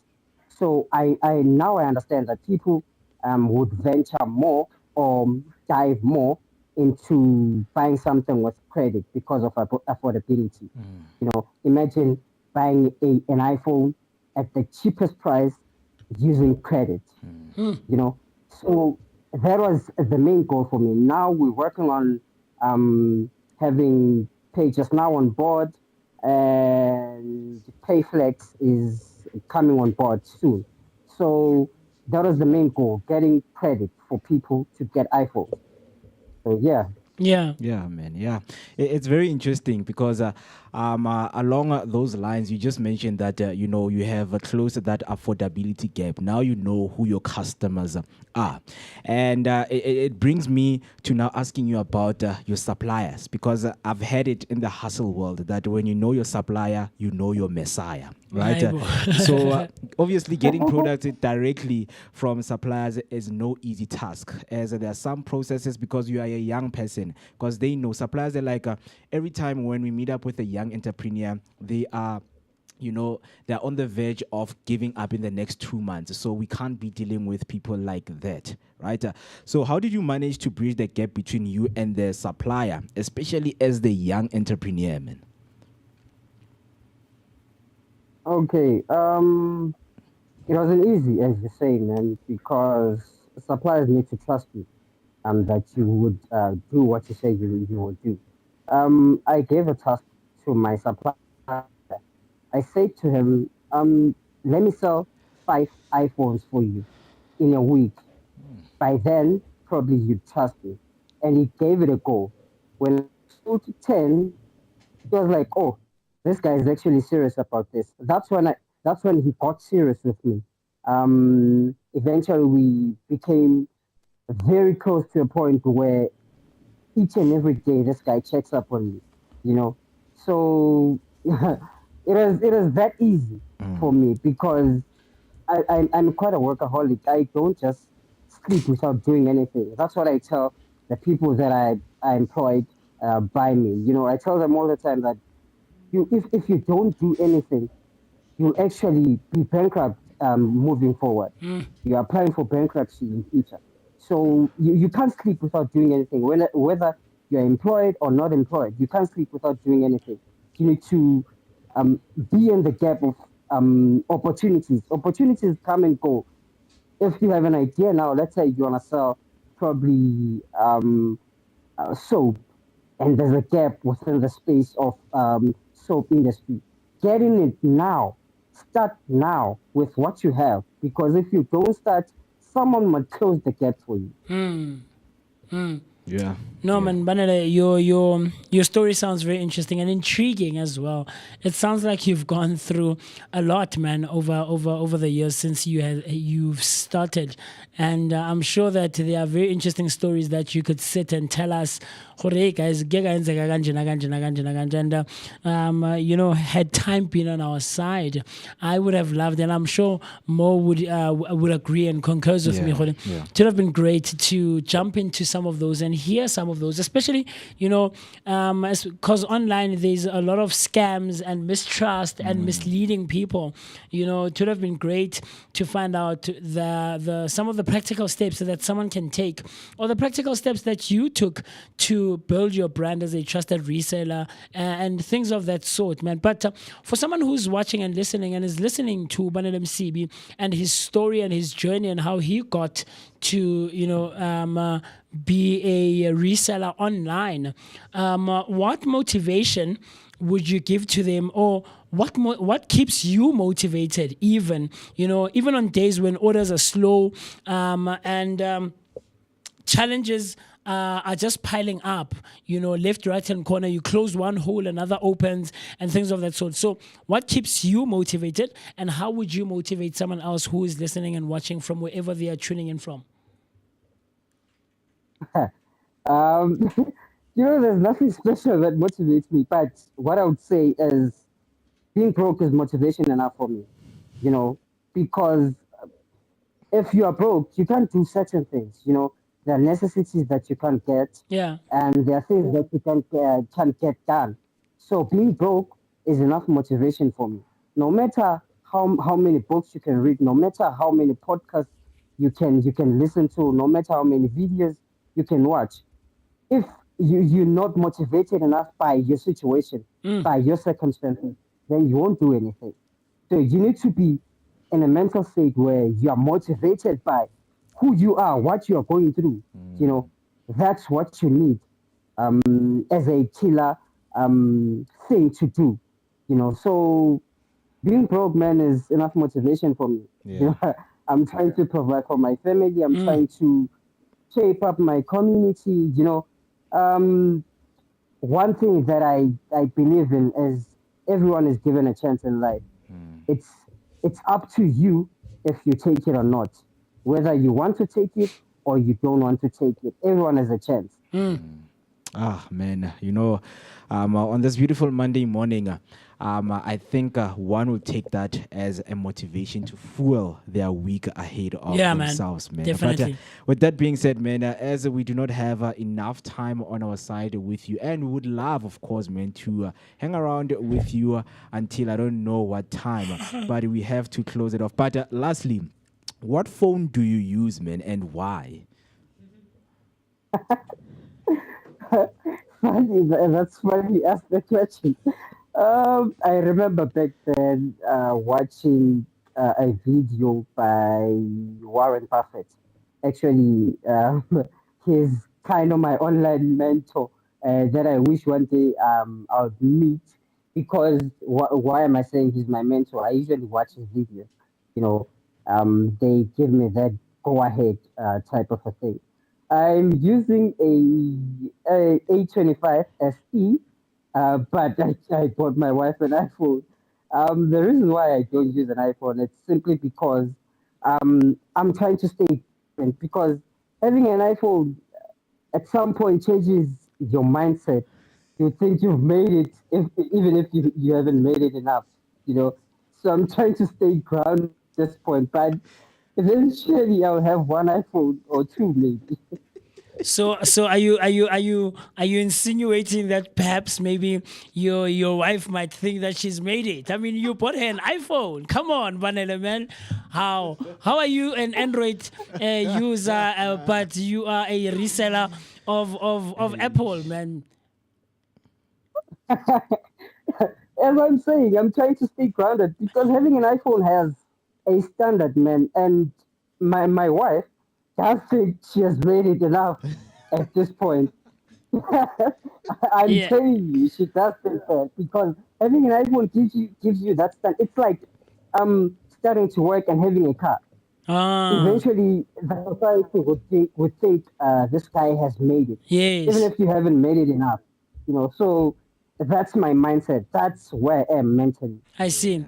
I see. Very cool stuff. In closure, Mr. Banele, someone wants to get a hold of you. Someone wants to get in touch with you, or someone might want or might be in a position of wanting to buy an Apple product. Right?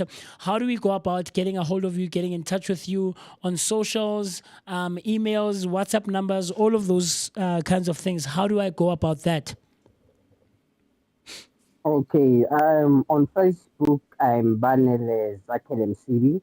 My account is verified, and my company's name is Shop on Facebook. On Instagram, I'm Banele Academy City. TikTok, banelezakele.msi. So yeah, people can get a hold of me or visit my website www.shop-shop.co.za. My email is info@shop.co.za. Yeah. Very, very cool stuff, man. Yeah, man. So, thank you, man. Thank you so much for spending some time with us. And we wish that we will continue to spend some time in the future with you right here on the Vooka Breakfast Show, man. Thank you so much, guys, for inviting me. I didn't think I'd get an invite so soon because I'm still new in the game, man. I'm learning as we go. Thank you so much. All right, man. Have a beautiful day ahead of you, man. Thank you. Yeah. You too. That was the one and only Banele Zakele Msibe right here on the Vooka Breakfast Show, a young entrepreneurial enthusiast, sharing his journey and, a story into the life of being an entrepreneur and how, he just manages from day to day his challenges and how he comes with solutions. Because one of the things he came up with a solution for students at varsity, to fill the gap, man. Yeah, man, fill the gap. And we know that right now we are living in a digital age. So everything that you do, it's taught digitally. Not of course 100% of everything, but when you are in school, you have to have a you need a gadget phone, with you. a well-working phone, Yeah. man. Yeah. You need a laptop. You need. Some people are drawn to like smartwatches, tablets, iPads. So I get the gap that he was trying to fill, man. Yeah. Which is wonderful for a good way, of course, man, to start a week. And I hope that was so inspirational and you've learned a thing or two, man, from our wonderful guest. We started off with Onkarabile Wisdom Mokoto, man. An author who has written over 10 books. And then we just finished off with our last guest, Mr. Banele Msibe. Yes, sir. But right there on YouTube, I see Mrs. Priscilla Maimane saying, I need that book named Financial Wisdom. Please come and give me Booty Moose. That's so funny. So Priscilla, we are trying to make artists not starve out here, Yeah. Chief, right? Because Onkarabile spoke about starving artists, right? So if you want the book, you have to buy it to Uswaka, and then we will put you in contact with Onkarabile or direct you to outlets that do provide this book, right? And I'm sure it's affordable, man. Yeah. I'm sure you can buy it. Financial wisdom, how to make and use money effectively. He says everyone in the natural life requires money to live a stable life. Yet it is not everyone who is able to accumulate it. This book gives you practical principles that can be applied for one to accumulate money using his or her talents. Onkarabile outlines why people fail to make money and helps them to be financially free. After this book, you will be able to make money and have the skills to handle it effectively. Very cool stuff. It sounds like a very interesting read, man. It is, man. And I think maybe we can make use of it on Tuesdays for personal finances, right? Yeah, man. But Priscilla Wanogocha, you talk to us. You can talk to me. We'll put you in contact with Onkarabile. But he also gave his socials, right? So you can reach out to him on his social media accounts. But of course, we can also try and direct you to the shops and the outlets that sell and provide all of the publications that Onkarabile has put out. And then you'll tell us what you thought of all of these, man. But yeah, Mr. Mo, the time right about now is what? 11 minutes after the hour, 10 o'clock. 10, man. Yeah, it's time for us to bounce and, of course, go and be... I get a tape. But You'll never go wrong. saute a tomato. I never. You never go wrong with Mo in the kitchen. I never. I go out tape, man. But yeah, man. Anything on your side for the rest of the day? Anything you're looking forward to? To the rest of the week, I mean, of course, I'm looking forward to my birthday. Next week, Monday. Okay. This time, right? I mean, you're 7 days away. 7 days away. And it's the day when I was invented. Okay. Right? Yeah. I wouldn't use the word invention Special for invention. myself. But A special invention, man. Yes, 11th sir. of August. But yeah, for me, a birthday is just a day, man, you know. Okay. Yeah, for me, I don't know. Because, yes, celebrations, I've done it, but I think I have... outgrew this. Yeah, go wild. Yeah, it's my day. No, it's just a simple nyana thing. Even if I can buy 2 magwinyas, you know, Okay. I'm sorted for the rest of the day. But you can buy one, you can buy 2.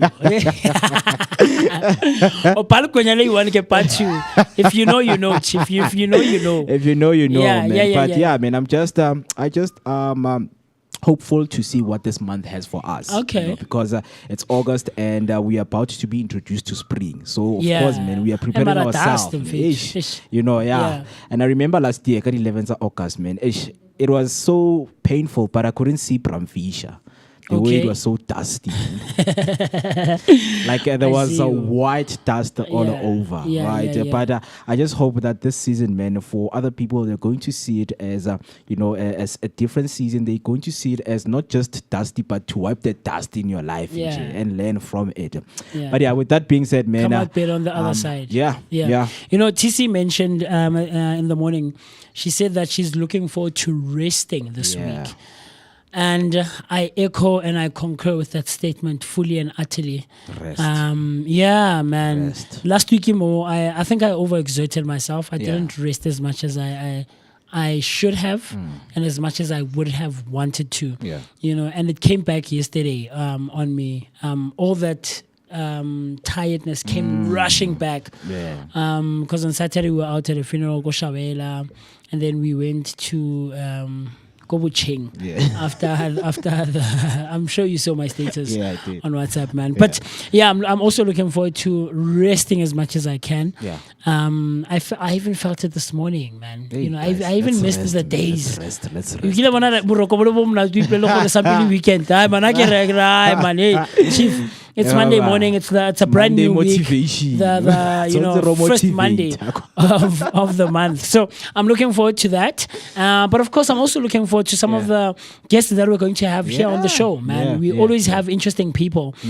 Like this morning, I think it would have been cool to have both Unkarabile and Ubanele in the studio together, you know. And but I'm looking forward to the rest of the week and some of the recipes that are going to be cooked in the kitchen. And like I said, perhaps some maybe if things come together, I might put something, get like noodles, guys. Get like noodles, get spice, chop it. Yeah, I'll find maybe next Mr. P. Noodles. I'll come up with like a nice noodle dish, you know, and add dilonyana and see what spices we can make use of with the amapelepele spices. But other than that, I'm good, man. I might be a bit tired, but I'm happy. I'm excited for the month. I'm excited for the week. Yes, sir. Yeah, so let's go and rest. And also, man, speaking of amapelepele, for the next 8 weeks, each and every Friday, you know, we are going to be, you know, having competitions. Absolutely. Where people are going to, you know, win some giveaways. The giveaways that are going to be here. And this, of course, is to push engagement on our social media. So everywhere on our social media, we will be pushing these competitions for people to, you know, hop in, sign in, and get yourself, you know, some of the amapelepele spices right here. And I can assure you guys, the spices taste amazing.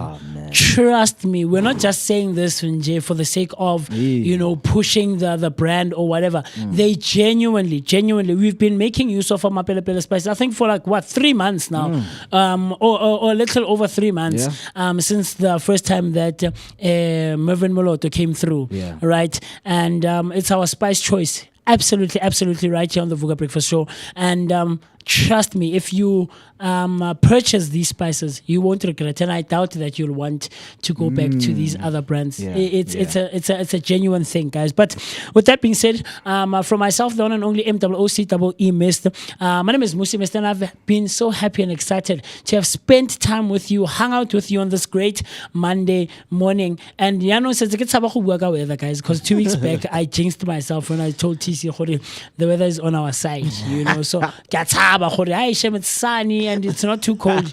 But with that being said, I'll let you and I and the rest of the team see each other bright and early tomorrow morning on the 5th of August, Tuesday morning, 2025, where we get into the conversation. And you and I and the rest of the team share our thoughts, our opinions, and everything else in between. And lastly, I want to give a huge happy belated birthday shout out to Untlantla Nzuza. Ulaki. She is a performing artist, a dancer, someone who's been in the space for the longest of times, and she was celebrating her birthday yesterday, and she seemed like she enjoyed the weekend. Man, so happy, huge happy belated birthday to you, Lucky, and I hope that it was an amazing one, and that the rest of the month and the rest of the year moving forward will be filled with love, laughter, and all things great. You absolutely deserve that, man. Yes, sir. And it was a powerful Monday, of course, right here on the Vooka Breakfast Show. And you know what time it is? It is time for you to refuel yourself with some motivation, with some wisdom, of course, man. We are going to see you tomorrow, same time, same place, right here. My name is Moeketsi Maimane, and of course, I am the son of Mother Nature, and generator. So signing off. Have a good day ahead of you. We love you.